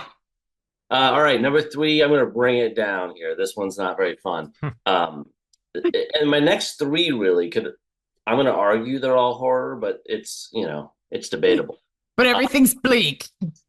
This one is definitely the bleakest. And there's going to be a fair number of people, I think, who have seen this. It's called Zero Day. So this is 2002. The director is Ben Cascio. I may be saying that wrong. And this might have been the first post-Columbine school shooting movie. Oh my God, yeah. So this was just 3 years after Columbine. So to give you sort of a context, Gus Van Sant's Elephant came out a year later. Yeah. And in this very odd subgenre, there's one other movie that feels a lot like Zero Day, which is a wonderful movie from 2013 called The Dirties. Yeah, love The Dirties. Like, it's so good. Yeah. So The Dirties is amazing. Matt Johnson's a really interesting filmmaker and actor. And I love The Dirties, and I'd never seen Zero Day, but I remember hearing about it when it first came out. And I don't think it's really available. I think I saw it on YouTube. And it's just like The Dirties. It's 2 kids, in this case, I think Andre and Cal, maybe. And it's all found footage. It's them shooting footage of each other as they joke around and kind of slowly plan this assault on their high school, which they call 0 day because they're going to do it on the first day that the temperature reaches 0. So they won't exactly know when it's happening.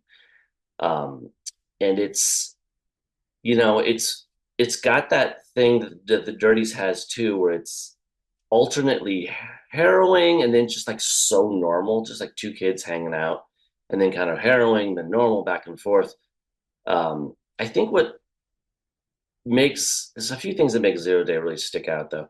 And one is that I think this is kind of a bold, brave move, is that we don't really see much of any bullying or anything that would drive these kids to this, really. It's sort of not, my read was that it's not really about guns, it's not really about bullying, it's about a toxic twosome, like two kids who aren't that bad. In that way, it kind of reminds me of Heavenly Creatures. You know what I mean? With those two girls. Yeah. Like, these are two kids who are good kids, decent kids, it seems like, but there's something about the relationship when they get together that they can't stop the ball from rolling once it's rolling. And this is obviously a very low budget movie that is, once it plays out and you get to the shooting of all of them, this is the least likely film fest anyone would ever put on, would be a school shooting series. But like, of all the school shooting movies I've seen, this one is the most absolutely believable. And it has this scene that I think anyone who's seen it is going to know what scene I'm talking about, just from me saying it has a scene, which is right before they go into the school and they're kind of sitting in a car together. And they have this kind of little moment where obviously they're teenage boys, they don't talk about their feelings well, where they kind of say, it's kind of a I love you, man conversation, kind of, you know, and they're kind of like, I couldn't have done this without you. And the kid's like, yeah, you know, me too. And it's this crushingly great moment. These two, I'm assuming they're non-actors, but they're just amazing. So yeah, this is obviously kind of a tough watch, but it is, the quality can't be denied. It's a really great movie. Yeah, imagine if we had like a high school class with like a teacher who would make students watch things like this and Irreversible and movies that like some people will discover anyway, but if you're forced to watch them, you would actually be educational and confrontational and probably really would not inspire anyone to violence, those types of movies. I don't know if people need to watch Irreversible in a high school class. I'm telling you want to see college assault go down, play Irreversible, because I don't think it's possible for a human to watch that. And I really think it can be a help. I truly believe that about certain movies. I don't think all movies are like that have violence. I think some movies are so devastating in their approach to the topic that they really should be taught. Like they should be how people, like Clockwork Orange is a different thing. Like I can see both sides of Clockwork Orange. I can see somebody seeing it as fun, but somebody else seeing it as devastating. But there are some movies that only play one way and it's like a sledgehammer to your soul. And I think especially with like troubled masculinity, I think some people could be like, oh shit. I mean, I went to an old boys school in New Zealand and, they showed us Caligula by accident, but still, yeah, it was by accident. Oh yeah, you told the story. But I do think it makes an impression when you're in a school context being shown the stuff, not finding it at home. And suddenly you're like, oh, because suddenly no matter what you show, it has suddenly an educational aspect because of the setting of where you're being shown it. So anyway, I do think some of this stuff, rather than hiding, I mean, because no one wants to talk about school shootings, no one wants to think about it, but it's like something that's happening, multiple times a year now. So maybe by confronting it in that way, you could actually help, And, and the students are confronting it every single day, regardless. Well, anxiety-wise, for sure. Yeah. I mean, it's... No, that actually, and this happened a couple of weeks ago, completely separate from, podcast, but it pertains to your movie, where my daughter was talking about how she needed a new pair of shoes. And she was like, I can't run in them, Mom. What if there's a school shooting? And she said it so casually, talking about how her shoes didn't fit anymore, that it was just said so casually. And I was like, wait, what? Hold on, back up. Yeah, we'll get the new shoes. I'll take you to Target tonight. Why does that just come out when you're thinking about running at school, that is the first thing that you gravitate to?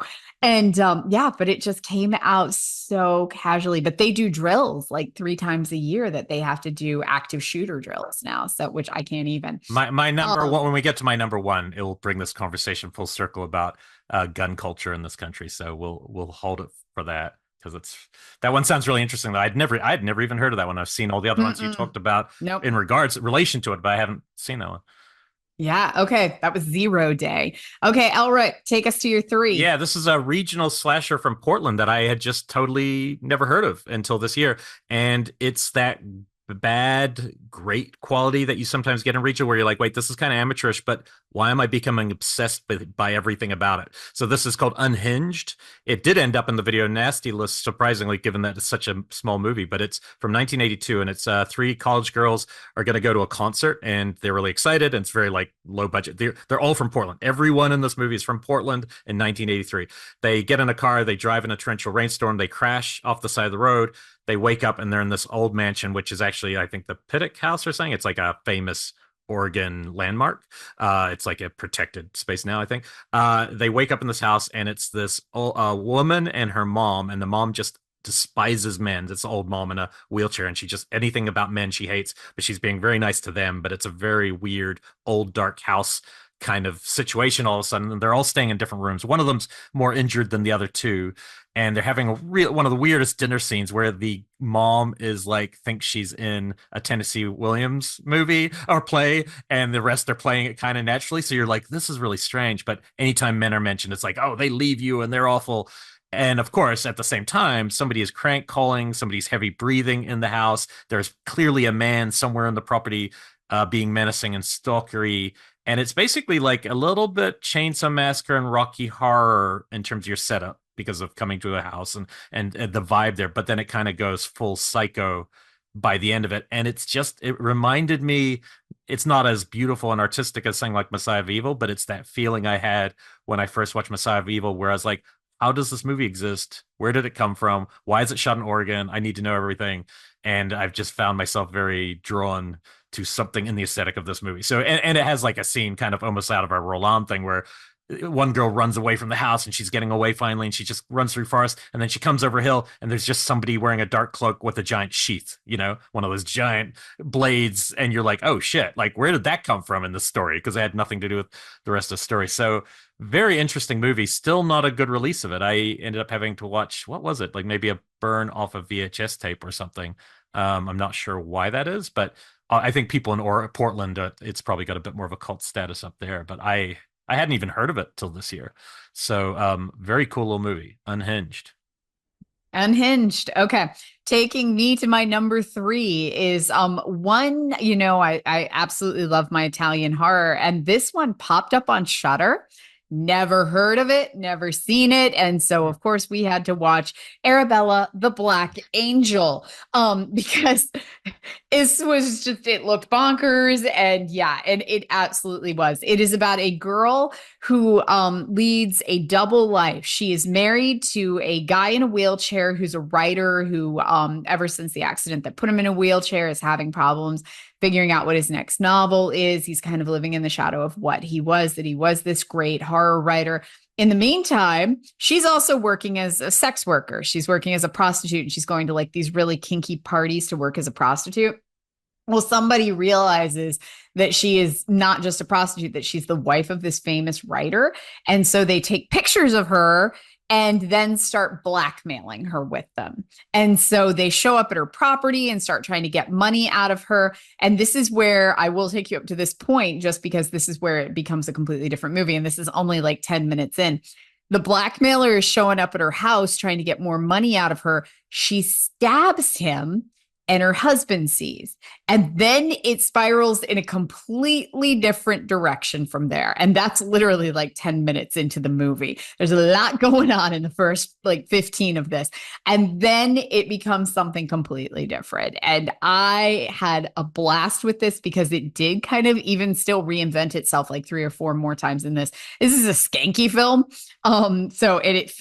It's not giallo. It has giallo notes, but we're like, a decade too late. We're in the late 80s at this point for it to be like a full out giallo, but it still has a lot of notes of that. And it's just a real skanky, skeezy. I think Elric referred to it as almost porn. And it is. In There a is good some way. scenes. Yeah, there are scenes Just in to it be that sure. I will say are almost porn. But that said, it's just a straight Italian horror film currently streaming on Shudder. And this goes by a couple of different names. The one that it's on Shudder as is Arabella Black Angel, but it's also listed under a couple of different titles, like Arabella Angel. There was a few of them. So yeah, definitely. But head to Shudder right now while it's there. Yeah, I love that movie. I don't know what it is. I wonder if that filmmaker has made other movies because it has that feel of like this filmmaker's obsessed with this approach to this thing. So it's Silvio Massi, and he did yeah. what he's like most well known for is he had produced, he was a cinematographer. Elric and I Googled this a long time ago. I'm having to look it back up really quick. He was a cinematographer on like Fistful of Dollars and things like that. So he had done a bunch of cinematography, and then he had actually been directing since the 70s. So he has like a really, really long career of doing a bunch of different things. And he was more a cinematographer than a director for the majority of his career, but he has a lot of both.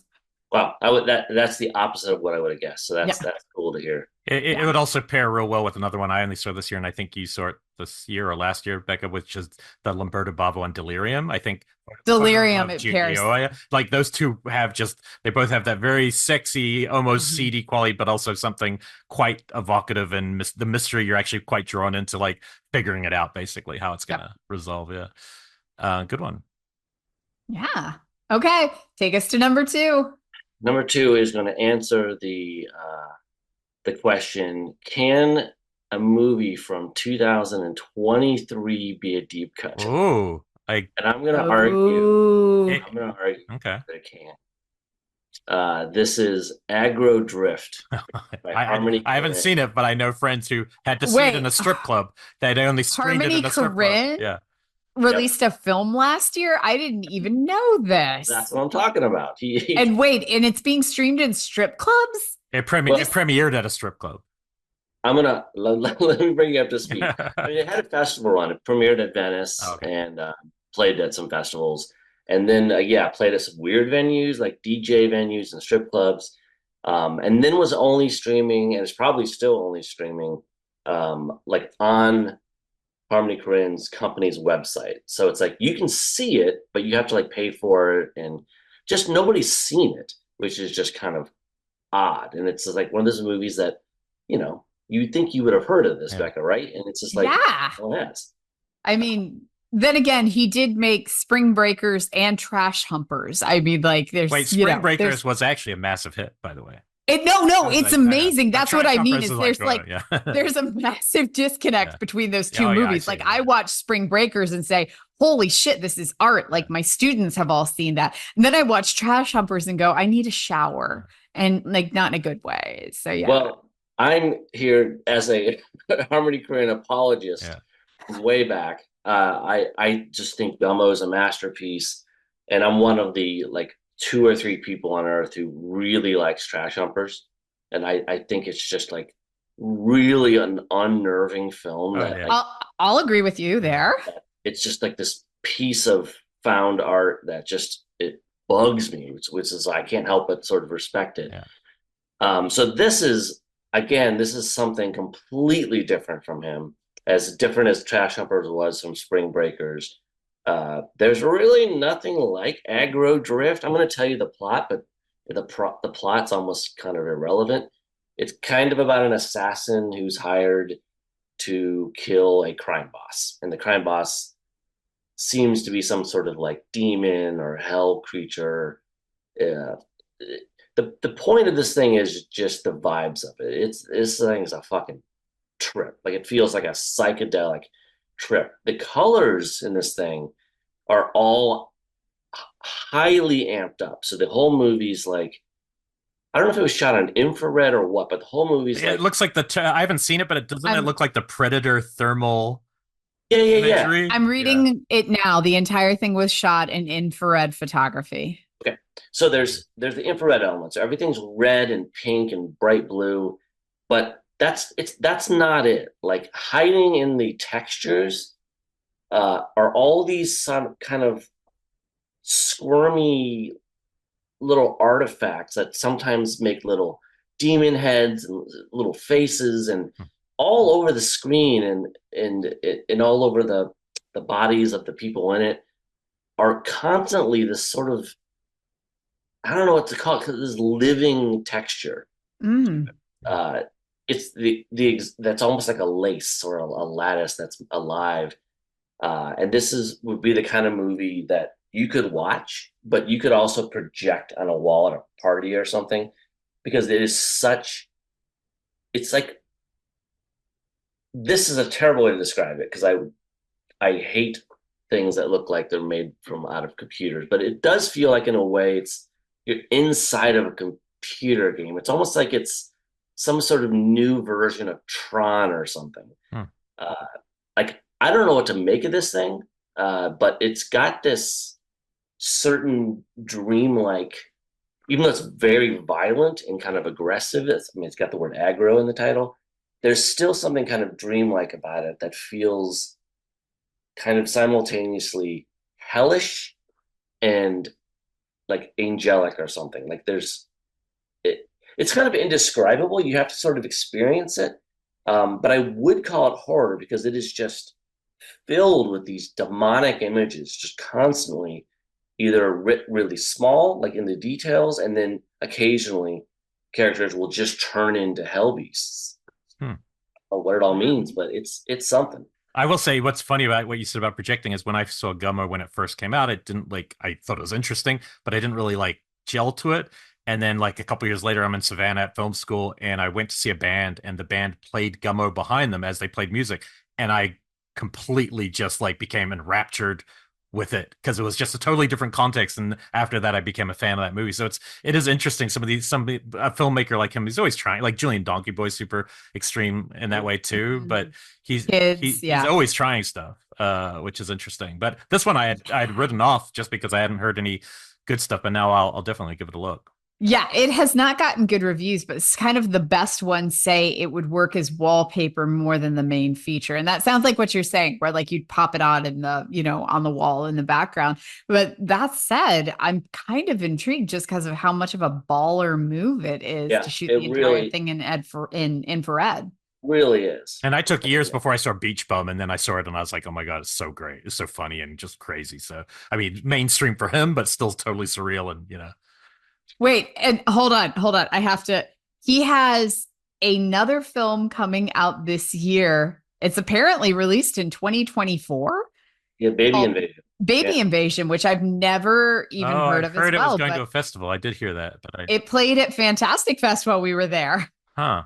And we missed it. Yeah, and we didn't see it. But yeah, it's apparently like a first-person shooter, but they switched everybody's faces with baby faces.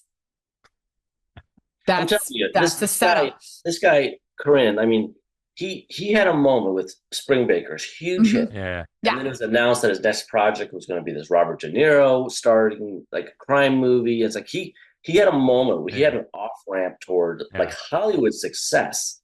And when that project fell apart, it's almost like he was just like, fuck this. Yeah. Okay. And it's gone harder into the weird independent stuff than I think you could have ever predicted. But do you remember? I remember after, I think it was, it's definitely after Gummo, and I can't remember if it was after or before Spring Breakers, but he started a project called, was it just called Fight or something? Where basically he went up to bouncers and he picked, and he's a tiny little guy, and he picked fights and he got the absolute living shit kicked out of him. And I know he filmed a few segments of it. I don't know if it ever got screened. But yeah, it's a legendary film. The guy who ran the camera a lot when he was getting beat up because they'd shoot it from across the street was the magician David Blaine. What? Oh my God. It's a weird story, and it was footage of Harmony Korine getting beat up multiple times. Yeah, by bouncers. It's kind of around the time that Joaquin was doing his thing in character, and there's just a lot of art that was trying to push that kind of boundary. I'd be curious to see it though. But okay, well, I'm glad you brought it up on a show like this because that's what this is for. Okay, yeah. Okay, my most entertaining thing I saw this year in a theater was in a rented private screening room by Brian Sauer for his 50th birthday, his big epic BIRDEATER, about 20 of us. And he showed two movies, and he told me one of them you won't have seen or maybe even heard of. And it was screened off what looked like a YouTube quality. So it was like definitely VHS. And it's just called Lies. It's a very generic title from 1983. When we talked about the creators, there's a guy called Jim Wheat and Ken Wheat who co-directed and wrote this in 1983. They went on to write all the Pitch Black movies years later, which are totally different. And this thing was like every 5 minutes, it felt like the whole storyline had changed, and we just were losing our minds as a group of people. I think only one person of the 20, I think only Pat Healy, who was at this thing, had seen it before, like when he was younger or something. And we're all like, but everyone was just, it was just crazy. So it opens cold open, kind of a Menendez type vibe, very wealthy estate. Young guy's trying to get home. He notices the gate's a little skew. He's driving back in. Cuts to inside. Two guys with guns have come in. They're taunting an older couple. They shoot and kill them. And then their younger daughter is there, and she looks kind of high school age. And they start going towards what looks like it's going to be a sexual assault. It's getting really like they've got their guns. You think the worst is going to happen. The brother comes in and shoots the two guys dead. And it's just like super intense home invasion kind of thing. You don't know really what the point is. And then it just hard cuts to like zombies. And you're like, wait, what the fuck is happening? Like watching these zombies attacking a girl. And then, of course, somebody says cut, and you realize, oh, it's an actress acting in some B movie. And you're like, okay, I'm going to try to stick with this plot. And then basically somebody sees her act and says, hey, I've got this great role. Somebody's going to we've got the life rights to that rich, those parents who were murdered in that mansion. Well, the daughter has been in a mental asylum ever since, surviving that event. And you could play her in this like biopic TV movie. So she's like, oh, amazing. Cause I want to get away from, she didn't want to show her breasts in the zombie film. So she's getting fired. That's how it kind of opens. It's pretty funny. She's like, I'm not doing that. And so they don't want her. So she gets hired to be in this thing. And they're like, so we're still waiting for some of the life rights to come through. So we're going to go practice in this house. Just this female director and this actress, and kind of get us till you're really in character and starts making tapes. And I can't go too much beyond that, but at a certain point, we realized that the brother who saved the day back at the opening might not be okay with this movie and might give the movie some troubles. And then the movie goes into then we start to realize that the woman who is in the mental asylum, the real victim, might be being held there against her will. And there might be a whole different plot, that this movie is nothing like what you've seen. I can't think of a movie, the last time I saw a movie, where literally every 15, or so minutes, you're just like, whoa, like, and it's like in that TV movie way, but we're all just like so into it. Clu Gulager, once again, is the doctor at this hospital, plays a pretty big role. Young Bruce Davison, is the brother who saves the day. And the performance that's just amazing is this Anne Doonesbury, who I was less familiar with, but she's the one who's like an actress who's being pulled into this whole, almost something that De Palma would love, the story-wise. It was so good. It's probably, the version I watched, which was probably a VHS quality, it's probably on YouTube. But other than that, there hasn't been another release. It is, everyone in the room said it was one of their favorite things they saw that year. So I have no problem making sure people get a chance to have the fun I had, which is Lies from 1983. Wow. Yeah. It was definitely the best birthday party movie I've ever been to, where somebody's like, I'm going to show you something you haven't seen. Okay, well, I'm taking us to my number 2, which was another Shudder find, but it was one that I was least expecting. It was one that I had thrown on while I was doing something else, because I always have something playing in the background, and anything that I'm not really paying attention to, I never even discuss on the show. It's if they captivate me and then I'm suddenly like, stop doing whatever I'm doing and I'm paying full attention to them.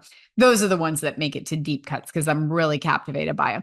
And this was one of those where I had just kind of thrown it on as background noise, and then suddenly I'm not even working anymore. I'm just watching it because I was so caught up in Cemetery of Terror from 1985. Now, I was very familiar with the entire Galindo family. This is Ruben Galindo Jr., and the entire Galindo family is really just horror filmmaking legacy in Mexico. But I had never seen this one before, and I found this on Shudder. Starring Hugo Stiglitz, of course it is. And the whole setup of this is that a couple of medical students trick their girlfriends in joining them and breaking into this house on Halloween night. But the house belonged to a serial killer who's obsessed with Satan and is in a psychiatric hospital. And so he's got this house and he's been doing all these satanic practices there. He ends up breaking out of the psychiatric hospital and is killed. But now that they're doing all of this Ouija stuff in his house and all these seances on Halloween night, who do you think's going to come back? Oh, yeah, the Satanist serial killer comes back to life and brings with him a lot of demons. And it's just really fun. Like, that's kind of where the plot of this movie, you know, it just kind of lets itself go from there. And it is a lot of zombies. It's a lot of gore. There was a lot of like, reach into your brain and pull the entire brain out through the tiny little brain hole that my fist just created. But not funny zombies, which is always important. No, it's like the creepy, actual gross and like. These are like Fulci zombies. Yeah, these are like full Fulci zombies. They are not funny in any capacity. Even though the movie itself is campy and has a great kitsch to it, is what makes it so enjoyable, especially because this is 1985. So it is everything that you love about the 80s. It is giant earrings. Literally, there's a girl in this that I don't know how she kept her head aloft with the earrings that she had on. And giant hair and crazy makeup. But then all of these like zombie demons show up, and it's all of them stuck in a haunted house after they did this, because medical students are all about reanimating the dead serial killer Satanists. So, but this was just one of those welcome additions that I felt like, how did I not see you for this long? It was just so fun. Yeah. So that is Cemetery of Terror. Sorry, I knew it was coming. I did not know if that was a sneeze or a yawn, and it was somehow hybrid, you know?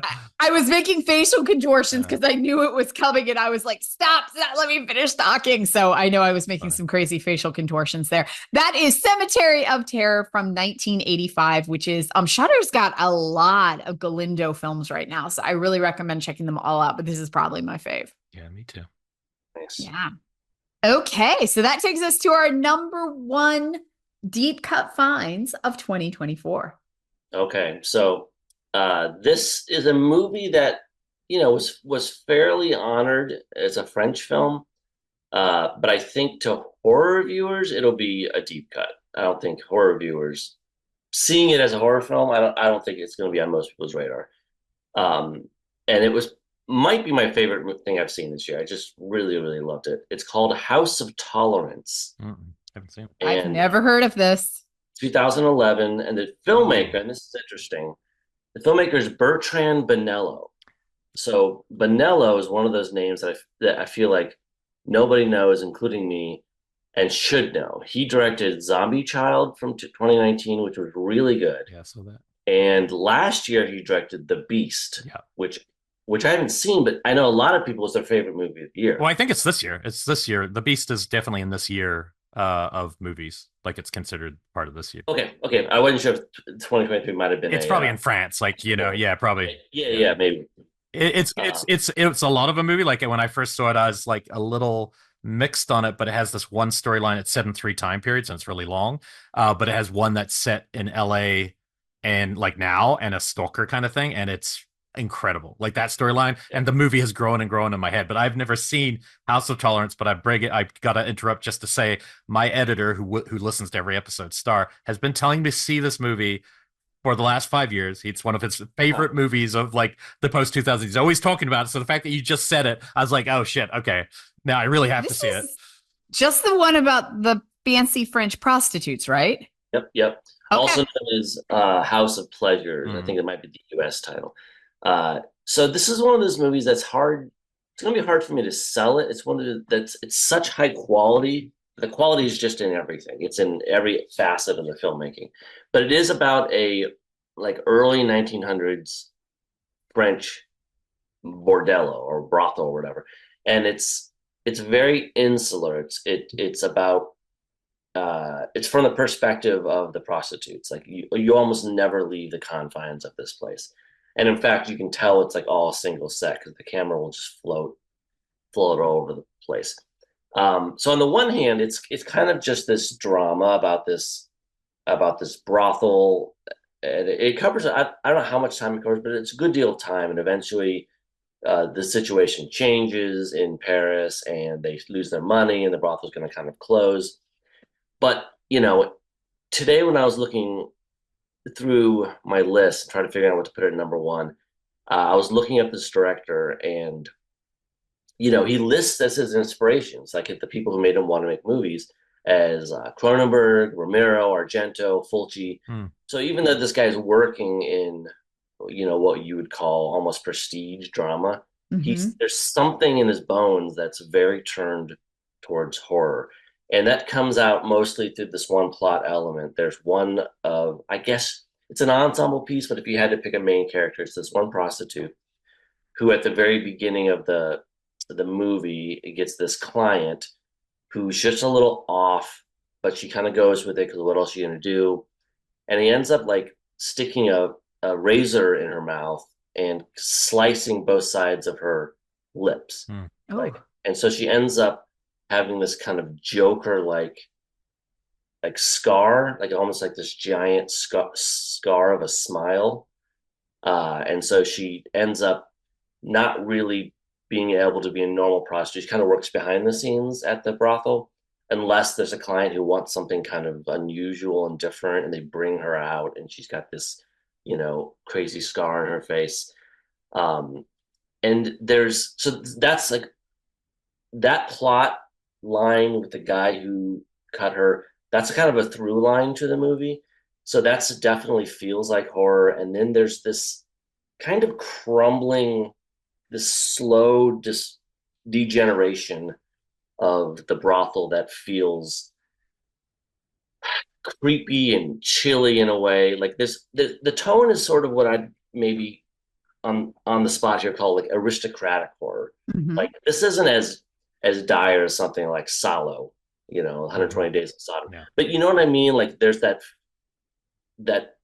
sort of gussied up feeling of like everyone's in this kind of opium haze, and they've got eyes wide shut masks at some of their party. There's a ghoulishness to the whole affair that starts to become really overbearing, and one of the girls catches syphilis and horribly sort of withers away, and the clients, I guess, are the villains, but it's everyone's sort of complicit in this strange way, and it just has this overriding mood of awfulness to it. And I will add, because this is the one thing that if someone says this about a movie, it makes me see it. It has a fantastic ending, and to me that always gets me to watch a movie. I don't want to say anything, but it's just like this. It is a brilliant movie. It is just an incredible, great. This isn't like, typically my choices tend to be fringe stuff made for $100 in someone's garage. This is the opposite. This has a budget. It has pedigree behind it, but it's just a perfect, brilliant, very eerie movie. Okay, I have to say, I've also heard the Nocturama one was good too. I haven't seen that either, by that same director. Yeah, his whole filmography looks interesting. Yeah. I need to catch up with it. But I'm glad you're bringing it home, because now I'll have no choice to finally do this. I'm kind of like you, where it's not traditional horror. So I really loved this year, Love Lies Bleeding. I thought it was just a wonderful, fun movie. And then I did not expect to see a movie that would literally be the best possible double feature. And it's just, of all the movies I saw this year, I saw this one I mentioned on the Pure Cinema because it was more in that kind of wheelhouse. But this was I guess somebody discovered this, put it, Fun City Editions put it out, had never heard of it. And I'm a sucker for Texan movies. And this is called Handgun, aka Deep in the Heart. And it is just a movie I'd never seen. It's a British director, but making the most American of movies.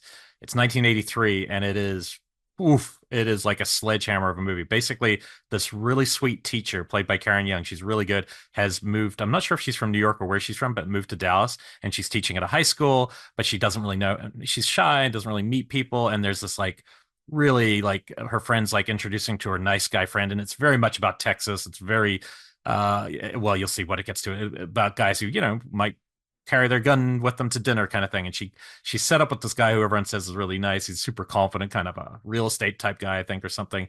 And they meet a couple times, nothing really happens, but they kind of seem to be getting along. And then at one point he wants something, he wants to get more physical than she wants after a date. And she's like, no, I'm kind of good. And he's like, oh, like showing her his gun. And then he like pulls it out. And basically he, trigger warning, literally, he assaults her with at gunpoint. And, but to him, and I would call it date rape because really to him, he's still on a date. Like even the next morning, he's like, "Oh, it's fine. Like it wasn't no big deal, right?" Like it's done real, and you're just watching it, going, "Oh my god!" It's because she's also just so incredibly like nice. It's even more painful. So it's got a miss 45 start, but where it goes from there, it has a montage. One of the best montages I've ever seen. Like when usually that could be like the death of a movie. It cuts to a montage of a gun store in Texas with who is the song? Oh, I'll see if I made a note of this. It has a song by Harry Nilsson playing as it shows a like 3-minute montage of all how gun stores in Texas work and like just how huge they are. Like they're like, malls, Uber malls. And it like hits you in the gut when you see this. Anyway, she joins the shooting range that this guy is a member of. So he still wanted to date her again. She doesn't tell anyone what happened to her. She kind of keeps it to herself. And this guy's all his buddies, they go to the gun range, and he's like the ace shot because he's so obsessed by guns. So it's very much about gun culture at its most extreme. And she joins, and she just becomes obsessed with guns, and she just learns to become an ace shooter even better than him in this like local tournament because that's how she's going to try to get revenge. And it culminates in a revenge sequence that is it's one of my favorite revenge films of all time now. Like I think it's so fucking good and so smart and also so emotionally satisfying because it's not just because it's a rape revenge film, but it's not as traditional A to B as they usually are. This is something a lot more, saying a lot more about society. I think the director was a British documentarian or something, so he has something to say about the American culture that he's trying to understand. I don't think he's just coming in pointing a finger. I think he's trying to get it through making this movie. It is so good. So far, no one I know who has seen this has not thought it was just one of the most hard. It feels almost like a Gaspar Noé kind of thing in some ways, but it's got some nuances towards the end that are just so smart and definitely my favorite release of the year, like on a disc. But the fact that it came out the same time as Love Lies Bleeding, you could literally have sequences look like a character could have walked from Love Lies Bleeding into the gun range in this movie. That's how authentic both kind of feel. So that's just deep in the heart, aka handgun. So good. Wow. It's hard to imagine in 1983 an American director having the wherewithal in the early 80s to make a movie about gun culture. So it probably almost took a British director. Yeah. There's a lot of great movies. I think that we've talked about lists like that before, like great movies where I do see not just America. It's not just about America. Any Americans have gone to England and made insightful movies, or Nicholas Roeg, a British man, made my favorite Australian movie of all time, Walkabout. Like I do think, or Wake and Fright is made by a Canadian, and we'll have to do that as a whole episode. Yeah, it's because you can have a clarity of how you see something. It doesn't mean you're necessarily right, but I do think the outsider viewpoint is super interesting. Paris, Texas, a German, make it filmmaker. So anyway, but this one is something special. So. Okay, it takes me to my number one, and everybody's going to get all salty because my number one is not 100% of a horror film. It is adjacent, but it is very much more of a Japanese violence film, more than anything. And so it's my favorite deep cut of the year. So you know what? It's going on the list. So not 100% horror, but I had to put Black Kite Killers on here. Oh yeah, you talked about that. This was one I found through Night Flight, and I found it through Night Flight has this, and I've mentioned it on here before. If you go to the Night Flight app, they have like a terrestrial channel that's playing on their app where it's playing all the films that they have round the clock, like something's always playing. And so sometimes when I'm just working, I'll just throw it on in the background.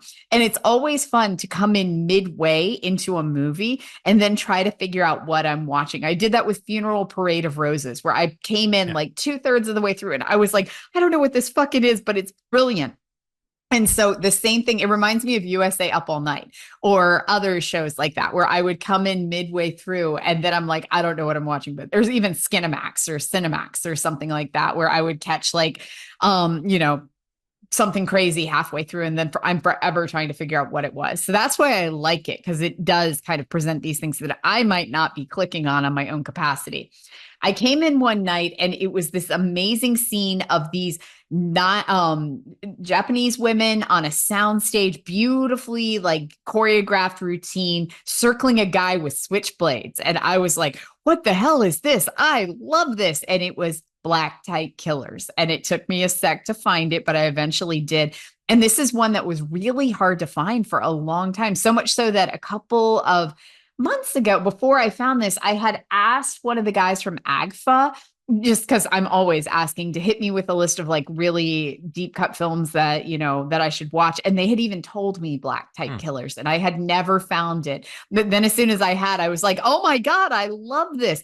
It is female girl gang. It's Japanese female girl gang, and it is group of Japanese female ninjas, and it is all hyper stylized. The majority of it is shot on a soundstage with sets, but they're made to look like sets. It's made to look like a soundstage. It is so stylized that, you know, the plot is cool, but the way that it is shot, it's just breathtaking. It creates these dreamscapes. It feels very mixing of 1960s and 50s, because everything has kind of an interesting 50s greaser feel to it. The hairstyles, the cars, even the clothing, it all has this very 1950s feel to it. But at the same time, it's bringing in a 60s visual aesthetic, because everything is go-go dancers and crazy jazz and really bright poppy mod colors. And then mixing on top of it, super, super violent. Like, it gets crazy violent. And it's just like this decadent thing that I visually was just like, oh my God, this is so much fun. So not 100% horror. It is hyper violent. I would call this more horror adjacent cult film, but I still think my favorite discovery of the year, Black Type Killers. I like that all three of us went in that direction to do something a little different. Yeah. And I'm little different, not 100% horror. Yeah, but they're all cult movies and things that are, and hey, you know, we might turn somebody who wouldn't have watched one of these onto it by putting it on a list like this. That's great. Well, thank you all so much for tuning in to our list of our 15 deep cut discoveries of the year. So Elric and I will be back in 2 weeks, where we will be counting down our top 10 films of 2022, which is always fun. And we're going to have to we are going to go back in time. Wait, where am I? Guys, do you realize how long I have been up right now? Literally, I am like, oh my God. Y'all are lucky that I'm still coherent somewhat. 2022, we're going back in time. 2024. So we are doing our top 10 films of 2024 in 2 weeks, which is why I added in that extra 2 there. But yeah, that'll be in 2 weeks. And we will also be bringing in some graphic novels and our favorite video games of the year, because I've been playing a lot more video games this year, and books, because we got Elric to read this year. I've read my whole life. I was a voracious reader until recent years. You did more this year. Well, just in recent years. Yeah. What I realized is I really stopped reading literature. I used to be a literature person, and kind of in my 20s, you read so much of that. And then at a certain point, I just stopped. I don't even remember exactly when. And so it's been forcing myself to read more like fiction. I would guess kids. It could be. I think it was coming to America, honestly. I think. Really? Yeah, I don't know what it was. Because definitely through uni and through when I was making like indie stuff in New Zealand, like I was always reading. But it is interesting how your habits change, and so I've had to force my habits back. Yeah, mine was definitely when my kids were little, like really like toddler and baby little. By the time I would get to bed, I would be so exhausted that it was pointless. I would pick up the book and I'd be hitting myself in the face within a second. So I just quit trying. I would, doom scroll on my phone until I hit myself in the face with my phone, and then it was out. And it wasn't until probably the year before the pandemic, that I discovered books on tape and really went hard into those. I have a feeling if I was still only reading paper books, I would be reading significantly less. So Elric, I'm still going to push you. You got to try books on tape. Listening less, or did you say reading? I couldn't understand you. Listening? It is the same. Okay, Daniel. Oh, wait, hold on. I'm sorry. I'm reading you. Sorry. I didn't hear. I missed that because I was reading. Daniel, do you believe books on tape count as reading? Yeah. I mean, I think if you want to get the ire of every like librarian and teacher in the country, all you have to say is audiobooks aren't reading and they will lose their mind. So for your own protection, I suggest acknowledging it as reading. Oh, is that why librarians are on board now with audiobooks? Oh, hell yeah. You're consuming a story. Yeah, but I can consume a story on TikTok and I'm not reading. You're on the wrong side of history. No. Let's also thank the real novelist who actually writes books that people can read and listen to, whichever you choose. Dan Kraus, thanks for coming and joining us. Yeah, Dan. Always a giant pleasure. Anytime. Oh, amazing to have you here. And so we got Pay the Piper this year. What do you have coming up? Can you give us anything coming soon? Next year maybe my favorite thing I've ever written, called Angel Down. Cool. Comes out in late July of 2025, and it's a World War I novel where a group of soldiers encounters in no man's land, the battlefield, an angel that has been shot out of the sky by artillery. And they have to figure out what they want to do with it. And the infighting among these 5 men turns what should be this sort of angelic, heavenly event that could even stop the war into something quite hellish as they battle for possession of this angel. Interesting. Wow. That's heavy. That's real heavy. It is heavy, yeah. Okay. So when are we getting that? Late July. Late July from which publisher? Simon & Schuster. Oh, fantastic. Congratulations on that. Oh, thank you. Okay. So thank you so much for joining us tonight, Dan. It has been an absolute pleasure. And we're definitely going to have you back on Deep Cuts in the meantime so that we can get a couple more titles here and there throughout the year. Thank you, everyone, for listening. And please, if you need a dose of weirdness in between shows, check us out over on Deep Cuts. Thank you, guys. The Colors of the Dark podcast is a Fangoria production. Producers and co-hosts are Rebekah, McKendry, and Elric, Kane. Executive producers are Tara Ainsley and Abby Gould. Sonic branding by Michael Rodriguez. And, of course, our amazing sound engineer, Ernie Hurtado.